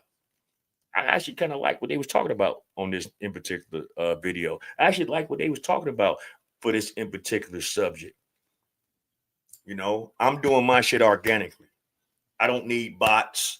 I don't need AI. I don't need none of that fucking fancy shit and lights. Yeah, true enough. I need better equipment. I'm gonna eventually invest in a different camera setup and shit like that to give better quality. I definitely want to eventually invest in a soundboard. You know, I'm doing all my sound effects off my mix board, but it is what it is. I was able to do that. Hey, this is Black Bottom Roscast, so we coming from the bottom. But people still watch my shit. So I appreciate all y'all for doing that. I appreciate all my A1 day ones for doing that. I appreciate all those that tune in on the replay game that does that. I appreciate those that are speaking wherever y'all speaking at, that's bringing whoever y'all bring to watch my content. I appreciate that. I will be flabbergasted if I run across other content creators even reacting to my content. That would be a great honor to me. That means I'm moving up. I got some heavy hitters commenting in my comment section after the fact or while I was on live. That's beautiful too. I can't deny that shit. But if I see other content creators reacting to my content alongside of their content, that means I'm doing something good. Shout out to y'all. Really striking videos back from September 14th, videos that were made like in compilation form that YouTube put back up. She's restriking, like she's to the point where she's just like restriking videos and just doing anything to make sure that she could try to, how do I say it? Like prove to her audience or the people that know her that I'm trying to get this guy out of here. So this is just the Kendra Sleaze, again, proving why MABW calls her the name. It's just she keeps getting sleazier and sleazier it's like every week. Just for real. Why, lady? Horrible acts. This is disgusting. Come on, Yeah. man. You're already lost. Fair use. Can we move on? Like, no, I guess not. We got to go through the grand theatrics. Come on, man. It's a waste of time. Waste of money. And, you know, this is something we said in our last video, is that she would not stop. And she isn't. She has not stopped. She is steady going on, striking people. She striked him, Carlito Too Cold, and maybe some other channels. Like, lady, you lost. Them the only two content creators that I've seen her that I know of that she tried to report. That's because both of those content creators are smaller but bigger than my content. See, I'm not on her radar unless somebody that just happened to stumble across my video any given time when they see the thumbnail, when I got her fucking picture, her ugly mug, you know, plastered on that motherfucker, and they wanted to check my shit out, and they gonna I probably tell her, yeah, there's another one. I'm a nobody. I'm a nomad. I'm bottom. I'm black bottom for real, you know. But we're gonna rise our shit up to the top, but we still gonna be black bottom. That's why I decided to name this channel, and there was a reason why I wanted to name it that, because we coming from the bottom on up. In order to get to the top, you got to start somewhere, and where a lot of people that gets to the top, where they start from, the bottom. So, you know, it is what it is with that. But she feels that she can bully these smaller content creators because they don't have the following that she has. No one gives a fuck about look, not saying that to shit on content creators that have a very large following, but that doesn't make you be blessed that you have that following, because there are some content creators that I am subscribed to that I haven't watched in a long time. I didn't take my subscription off because that's still a part of their number, but I haven't watched them in a long time. Maybe they haven't been in my algorithm. Maybe whatever they're saying now, maybe whatever route they're going, I'm just like, whatever. You know, maybe their thumbnail wasn't very appealing for me to watch. I mean, and a lot of this has a lot to do with the success of your channel. It's your titles of what you present out there. It's your thumbnail of what you bring out there. But ultimately, it's your commentary and how you interact with your audience. If I'm just an unentertaining motherfucker, ain't nobody about to listen to my shit. You know what I mean? The fuck Ross ass punk ass, man. Anyway, what MTV at? And motherfucker, when the last time you seen somebody talk about MTV? They'll watch MTV before they watch my shit. Just saying, you know what I'm saying? I'm just keeping it 100. We got to keep it entertaining. We got to keep it innovative. We got to keep it engaging. And we got to keep it, what's the word I'm looking for? We got to keep it to a level of acceptance.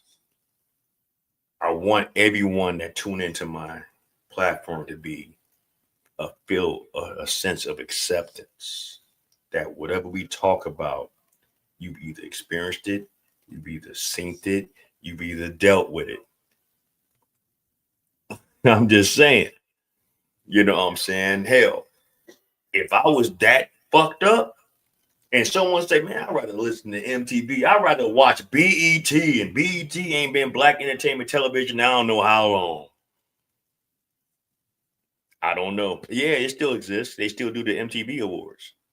It ain't about music no more. They do all this bullshit TV and reality shows on their network. It's nothing like what it used to be when it first came out, being music television. It's like BET. BET is not truly black entertainment television anymore. They gave Brother Johnson an ultimatum. Either sell this shit or be found in a hotel with your ass hung up, dead, bleeding, you know, like Pimp C. But yeah, that's another story for another time. But anyway, you get what I'm saying. Fair use. Do we have to keep saying this? We know what fair use is. All of us apparently know what fair use is. Everybody but gets she doesn't.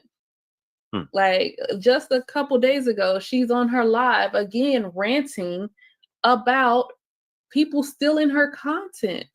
This lady really believes that people are stealing her content. And like I said, it ain't stealing content when you commentate on said content creators' content. just like these people right here, Black Square One. They're up and coming content creator. See, I like the bigger platforms, but also I like certain smaller platforms on YouTube as well, because they're in the same mode as me. We're trying to get in where we fit in. We're trying to find our niche in this circle. We're trying to elevate our brand. And if you can get a content creator to react to your shit, that brings attention to your shit. And on and on and on. It's I won't say it's a pyramid thing, because it's not that. It's not a pyramid, you dig, but it's a networking thing. Just like what the social club world was like a decade plus before to what it is now. It was networking. Y'all, all these different organizations getting together at these different gatherings and meetings, community services, things like that, networking, interacting, socializing, fellowshipping, and building. That's what the fucking shit was supposed to be, until certain motherfuckers in power fucked the whole shit up. That's why I had to get the fuck about it. Just keep it 100. You act like people are reacting. So people cannot have any type of reaction to your content, to the guests that come on there, nothing. It's a reaction. Do we have to define what reaction is? Man. It's like, I'm going to put all of this stuff out here and you can't say nothing. I don't want you to say nothing, but I just want you to see it. Perfect example about what she just said. Even Kevin Samuels, back in the day, God rest his soul, when he was starting to, get viral, would scroll certain disclaimers on his videos saying, you couldn't use his material unless you got written consent permission, right? Meaning, for you to react to his videos back in the day, like 5 years ago, you had to literally hit him up directly and be like, hey, I want to react to such and such video, such and such live stream. Would that be okay? He probably didn't know the ins and outs of YouTube guidelines. They didn't have to do that. Even then, even 5 years ago, even during COVID, because that's when Kevin Samuels blew up back in 2020. If people would react to his videos like how I'm reacting to these videos now, it really wasn't nothing he could say. And really, they didn't. It wasn't. It was until he passed that there were these shadow content creators that was feeding off his passing, making channels and showing like 15, 20-minute clips of some of his interactions with callers. And they wouldn't say shit. They would do like pages like, oh, Kevin Samuels reacts, or whatever the fuck the case was. But it'd be they were solely riding off the Kevin Samuels gravy train, right? Wasn't giving no commentary, wasn't giving their own opinions, wasn't putting their own spin on it, just playing their video, his video. And at the end, all right, this is such and such. Thank y'all for watching. Tune in for the next one. Like, share, and subscribe. I'm out. The fuck? Yeah, that was a copyright infringement. That's why those pages that was out like 5 years ago, that was getting, and what was so crazy about it, they'll take a clip, like a 10-minute, 15-minute clip of straight Kevin Samuel shit, and they'll get like 30,000 views off that video. They would gain like, I had 30,000 like 6, 7, 8,000 subscribers because they're like, oh, because everyone was so like, man, we just want to keep this this content going, but they wasn't understanding or didn't give a fuck about fair use. And YouTube was like, we about to demonetize your shit. And ultimately, since you didn't have no other talents of what you was doing with it, you eventually had your shit shut down. Takes a certain kind of person to keep this shit, man. It takes persistence, it takes consistency, and it takes having some kind of, you know, intelligence within yourself to do this kind of shit that we do right here. I didn't watch them for so many years. I've been on YouTube as early as what? 2005. I was just a fan. Decided to, you know, back in the day when everything was so wide open, when you can sit up there and watch certain movies for free, certain documentaries with no problems. Man, I didn't see so many different things over the years before things really got into a certain level of this content network that was so wide open. Hell, 10 years ago. Shit, 10 years ago, that was easy to obtain on YouTube. Half that shit you got to pay for now. Crazy, right? Crazy. Anyway, let's go. But don't say nothing. We gonna say something like this is the stuff that she puts on her. Well, let me say it like this: the guests that comes on her show the worst of Black culture. Right. That's true. That That's they show the true. worst, and it's foolish. It's foolishment, as Crimson Cure says. It's foolishment. There's got to You be a know? counter. Like there's got to be some kind of something we could mine out of this. She just getting paid off the foolishness. Like no matter what we react to, is what she's presenting. It's Right. your show. You're putting this out here. You can't homogenize the, you know, the reaction that you get. Like stop Right. putting it out there. If you feel like that, this is all about money and greed. That's really what it is. This is greed. If you live in your dream and you know, you made it to the top and wherever you wanted to go, like why are you worried about the small fish? Right. That And says a lot about this woman. It's very I greedy. mean, I didn't know she would stoop this low. I just knew that she wasn't gonna stop. It's the bad side of female nature, feminism. The fact that MABW won that case, it just irked her spirit. It just wouldn't sit with her. She couldn't let it sit. She couldn't stay up in that cold. In other words, she was a bitch. I said it. And that's what the fuck it is. Kendra G is a miserable, hair hat wearing, no edges having, 1,000 pounds of makeup wearing, wannabe dating guru that don't have a clue or any respect about the art or the game of dating.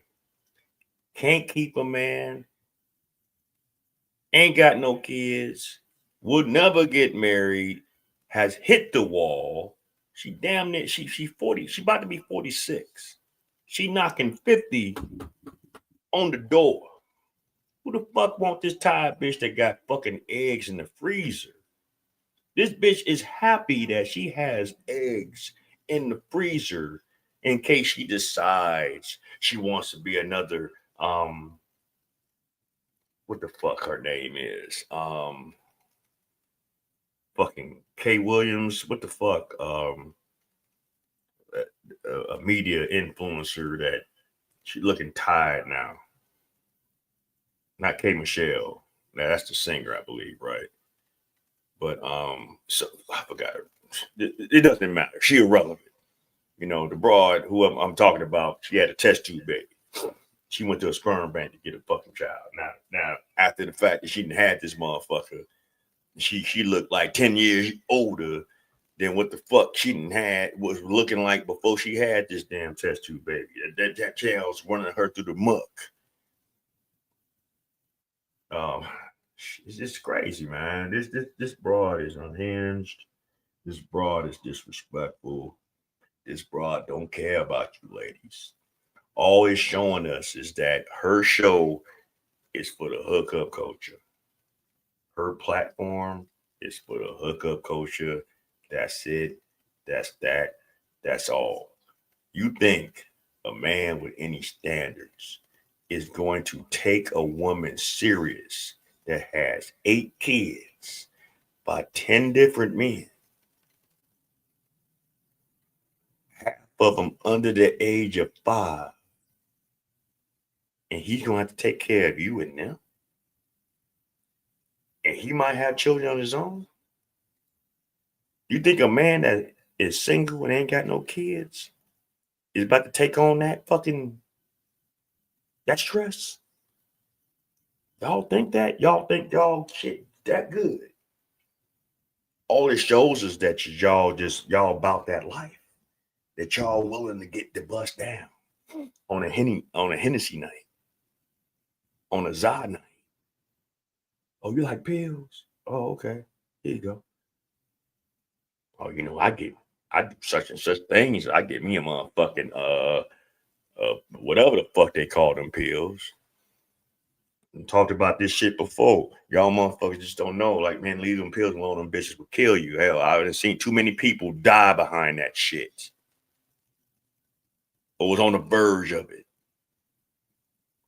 Very good friend of mine died behind that shit, and you punk motherfuckers let her kill herself. And I ain't gonna never forget that shit. Fuck all y'all.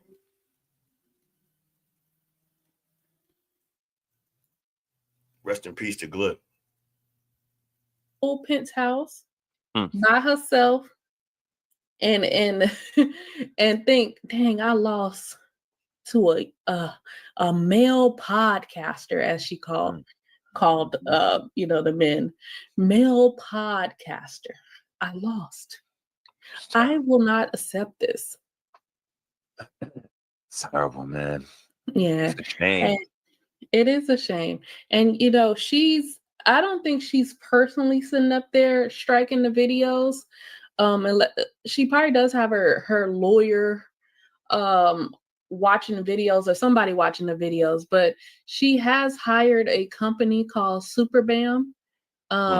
They go in and like you link your channel and stuff like that, and then they'll go in and see if anything is copyrighted, like on the social media and stuff like that. So they do that for her automatically, and who knows what her lawyer is doing. Right. And if you go look up this company, Superbam, Her lawyers are taking her money. And she dumb as fuck for fucking with these fucking entities.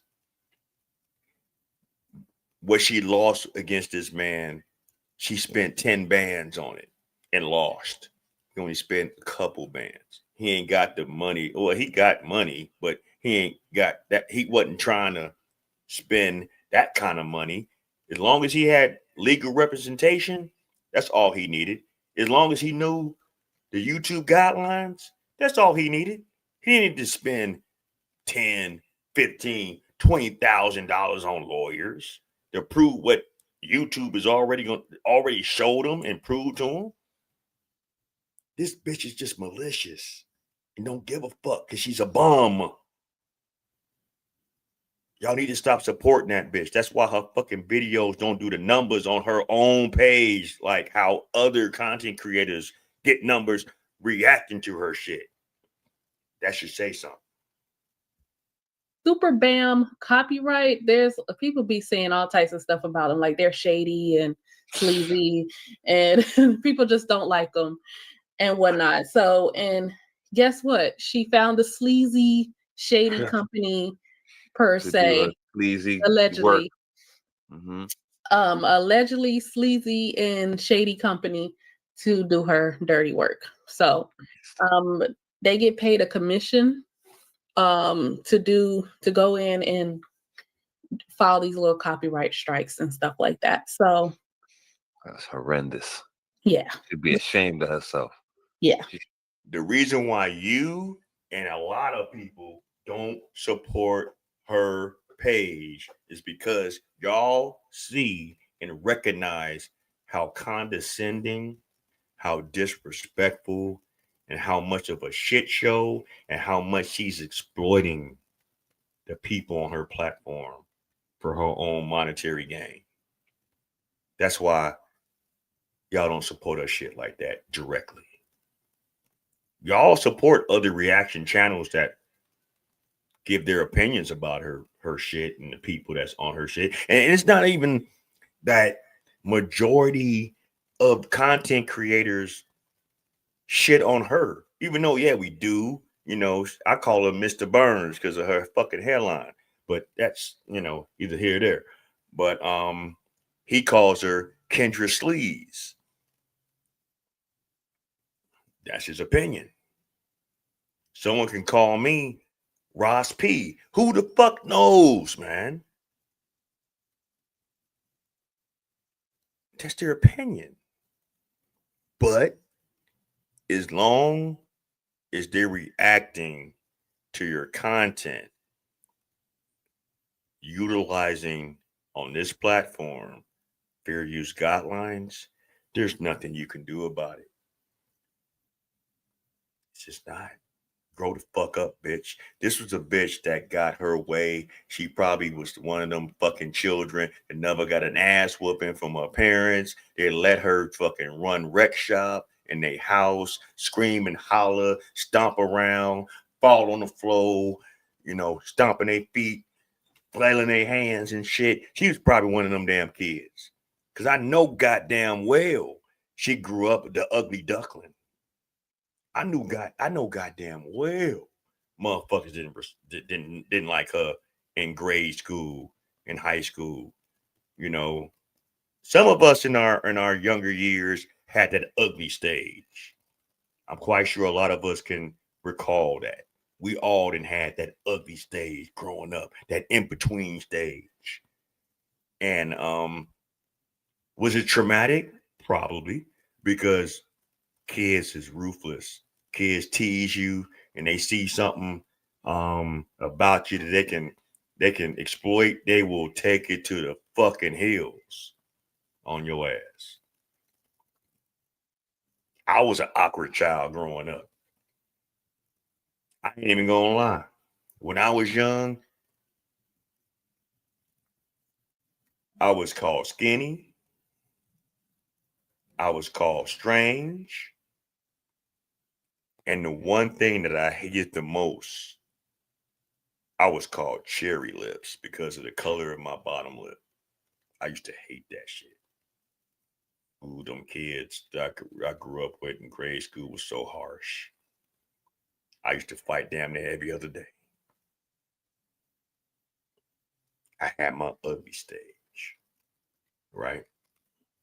As I got older and I transformed and got into certain things, and that kind of like died out.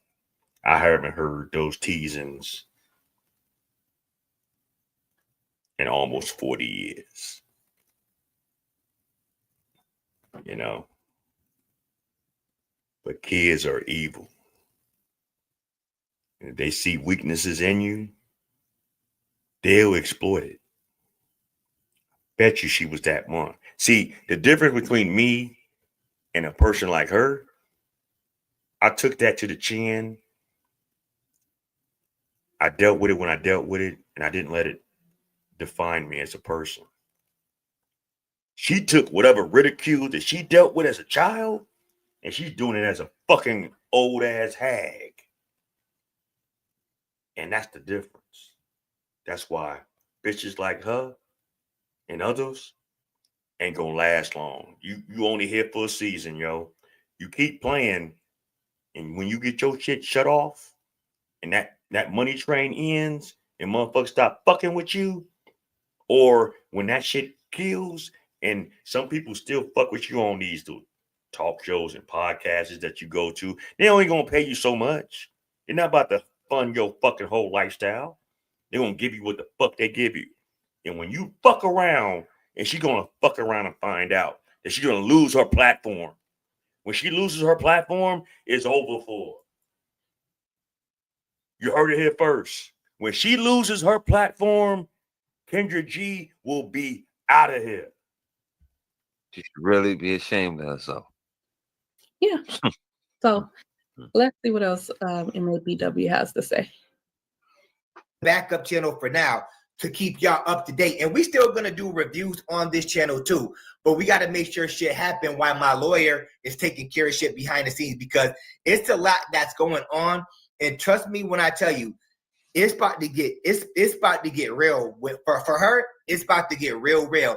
She don't know who she playing with. She doesn't know what she's doing. She's just maliciously like striking every video. And there's so much there's shit I want to talk about right now, but I can't say too much. But I just want to let y'all know, stay tuned. Just pass the word around. Of course, I know people are gonna flood over here to this channel. We gonna get it cracking over here too. We still gonna be doing continuous uploads, doing what we do. I'm not stopping. I'm gonna keep doing what For those that don't know about the newer page that he got right now until he fights the copyright strikes on his original page, is Men Against Bitter Women 2.0. Okay? It's Men Against Bitter Women 2.0. That's his newer page that he had to post up because she's doing this malicious copyright strikes on content that he's in fair use guidelines on. She just don't like how he talks about her. So, like I said, she's having flashbacks of when she was a shorty and used to get fucking bullied and teased. That's why in the previous lawsuit that she had against him that she lost, she said he bullied her. She had a flashback when she was 8 years old and had nappy ass hair and probably had an odor. She had a flashback of what he was saying about her when she was 14 and was awkward shaped looking. Didn't quite develop yet. She want to claim that her body's all natural, but I don't really believe it. Do I believe that she got some surgical work done to make her at her age look the way she looks right now? I do, but I can't prove it. But do I think that that's all natural? No. I can't prove it. Do I think she probably did because she got the money to do it, or she has the money to do it? Yeah, I wouldn't take it past her. That's what a lot of people in the higher up that in money in entertainment is doing. Everyone's doing it. Everyone want to be the Kardashian. Have y'all seen Kim's mother? That's damn near 70. After this so-called plastic surgery that she did, and she's parading around with this new look. Remember what she looked like last year? She looked like she's younger than Kim Kardashian now behind this shit. And she claims she got the highest priced plastic surgery, face, neck, her whole upper body is nothing like a 70-year-old. We don't know if we all know that and say that they're all witches, but we don't know exactly what's really going on with all that shit. But we're gonna talk about that later down the road. We on this heifer right now. what I've been doing, period. I'm going to keep doing what I've been fucking doing. It's not gonna stop. So y'all just stay tuned. We're gonna keep getting it in. But of course, I just had to update the MABW team, update the MABW family. I love y'all. And so, he created a second channel because her malicious strikes has it's about to shut his channel down. And he can't right now, he can't upload any videos on there. So now she's affecting his money. I know he doesn't he has, you know, his business and Right. stuff going on outside of YouTube. He doesn't need YouTube and whatnot. But she thinks he needs. And to be honest with you, he done said it already. He had money before he was doing this YouTube shit.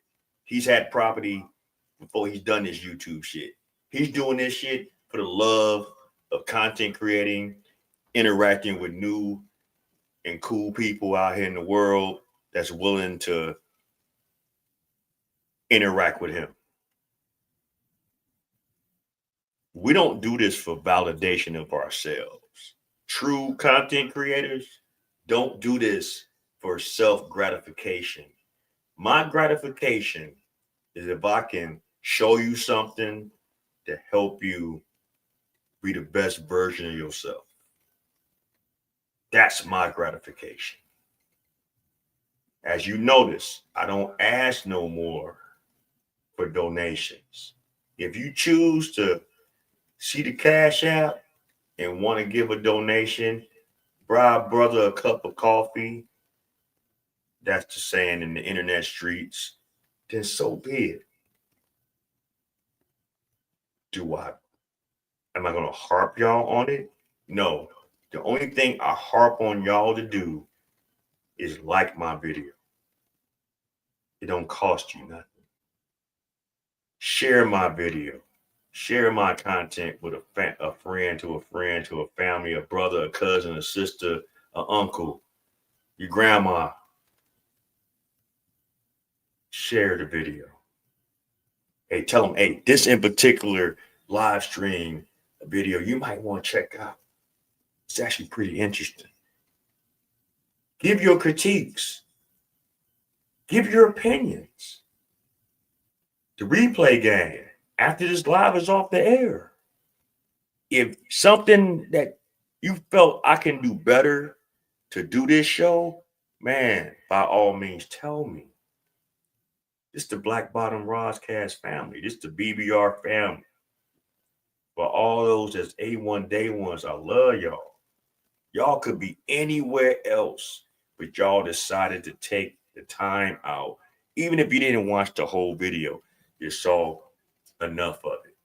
You might want to go back to it later. It might be too late for y'all. Y'all might have worked 13, 16 hours. And you saw maybe an hour and a half of it. All right, I'm going to get back to it later. I'm tired. I'm sleepy. I understand. And if you get back to it and you got something out of it, if it helps you to be the best version of yourself, that's my gratification. I'm not here to exploit people. I'm here to present certain case studies. I'm here to have intellectual conversations and grown folks talk. That's what I'm here for. I'm not here for my own, oh, I think I'm this, or I think I'm that. I'm not. Even with the Most High's blessings, when I do get to that, and I will get to that, it just don't take some time. Even when I get to that, I'm going to still be the same Ross that you're seeing right now with 170 subscribers. I'm going to be the same Ross when I have 170,000. And on and on and on. It ain't about me. It's about us. Needs YouTube, so that's the thing. Right, she probably sitting up there happy. Okay, look, he can't make no money off of my videos. Like that's what's keeping, you know, what's paying his bills and stuff. Like Pure greed, man. Sad. Yeah, it's sad. Now, if she keep going with this and she's putting up wrongful strikes, I don't know how good that's gonna look for her channel. We can't keep doing this every week. Like, Right. how many times they gonna keep telling you this falls under fair use or whatever's the case?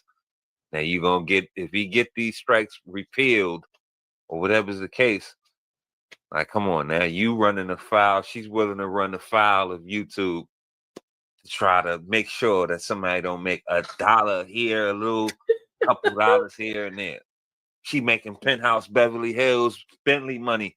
What you worried about the small fish for? No, we Greed. can't eat. Like, We that's what I'm can't saying. eat. It's all greed.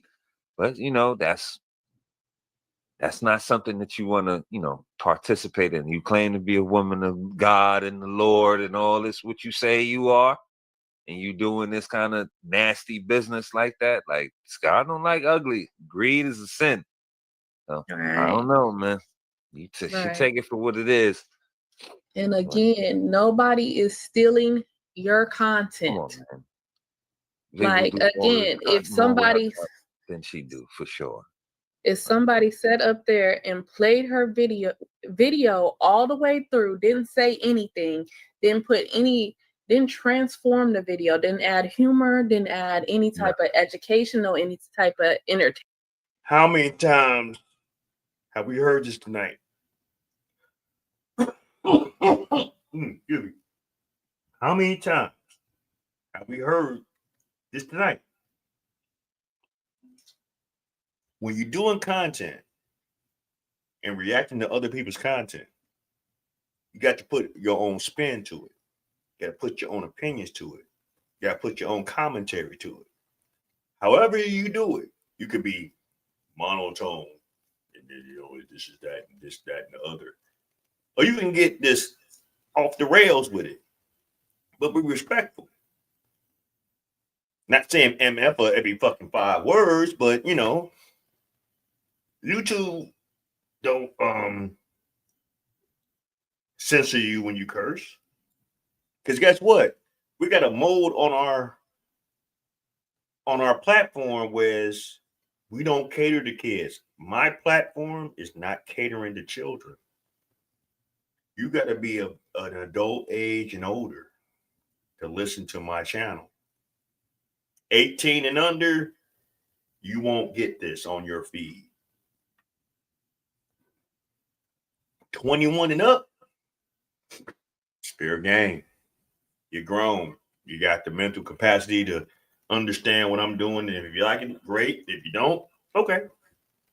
Hey, at least you tuned in that night. I'm just saying. Maybe you didn't like that subject matter that I talked about that night. But you might come back. And you might like what I said the next week or the next show. Doesn't matter. We do it in fair use. Like what I'm doing with this. And like all of us on these YouTube streets do, bitch.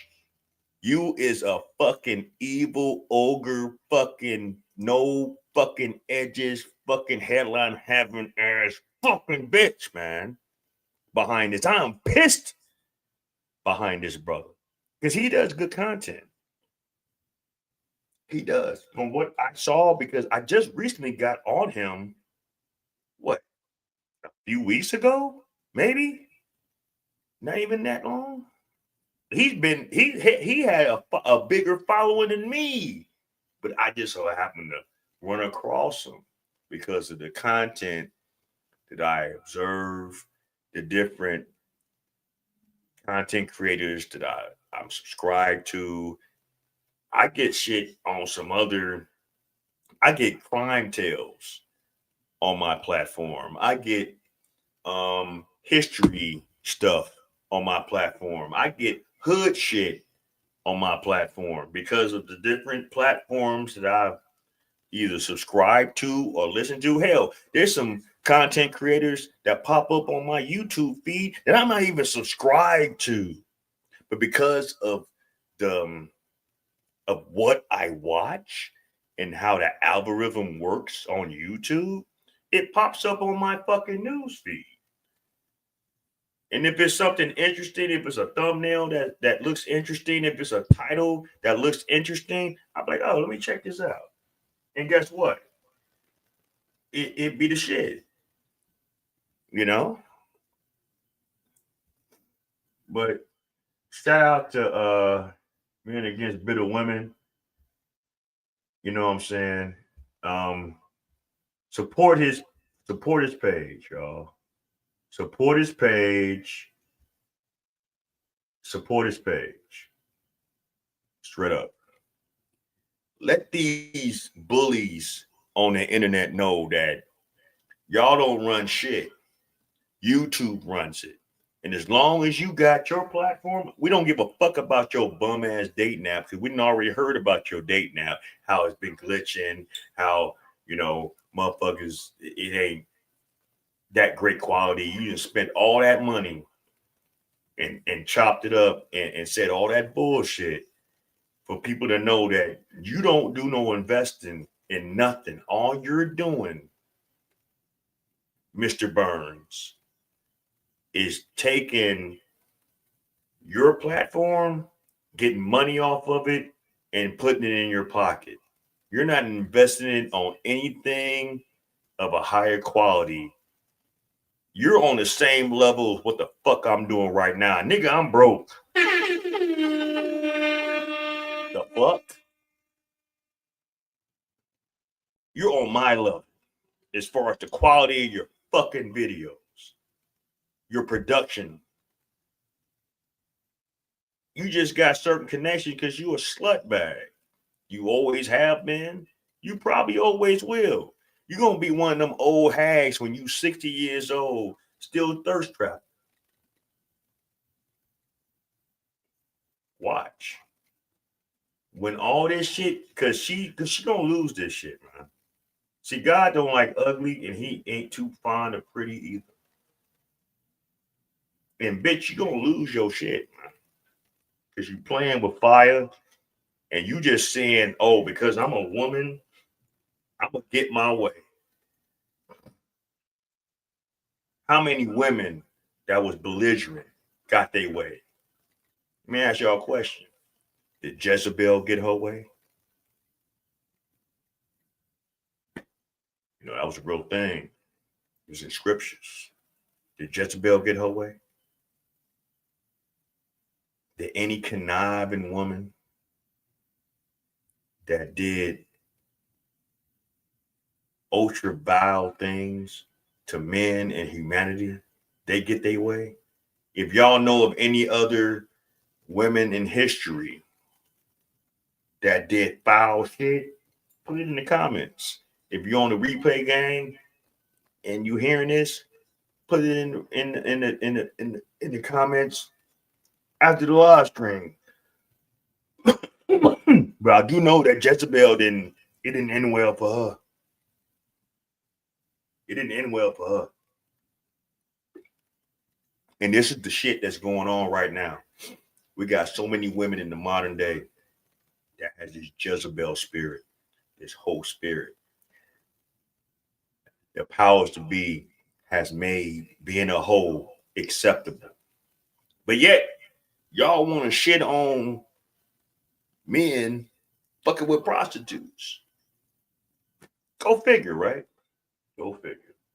Hey, but shout out to everybody that tuned in tonight. I really appreciate you. I really appreciate everyone that's tuned in tonight. I done ran, you know, this is late night edition. I said late night. Last night.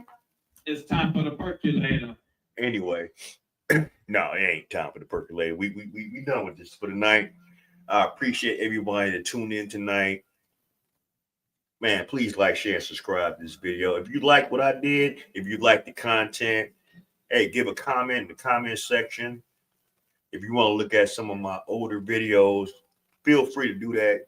Tell a friend, tell a friend, tell a friend to tune on in to the Black Bottom Roscast. I'm your host, Ross Lee. I want you to live as long as you want and never won't as long as you live. With that being said, we are gone.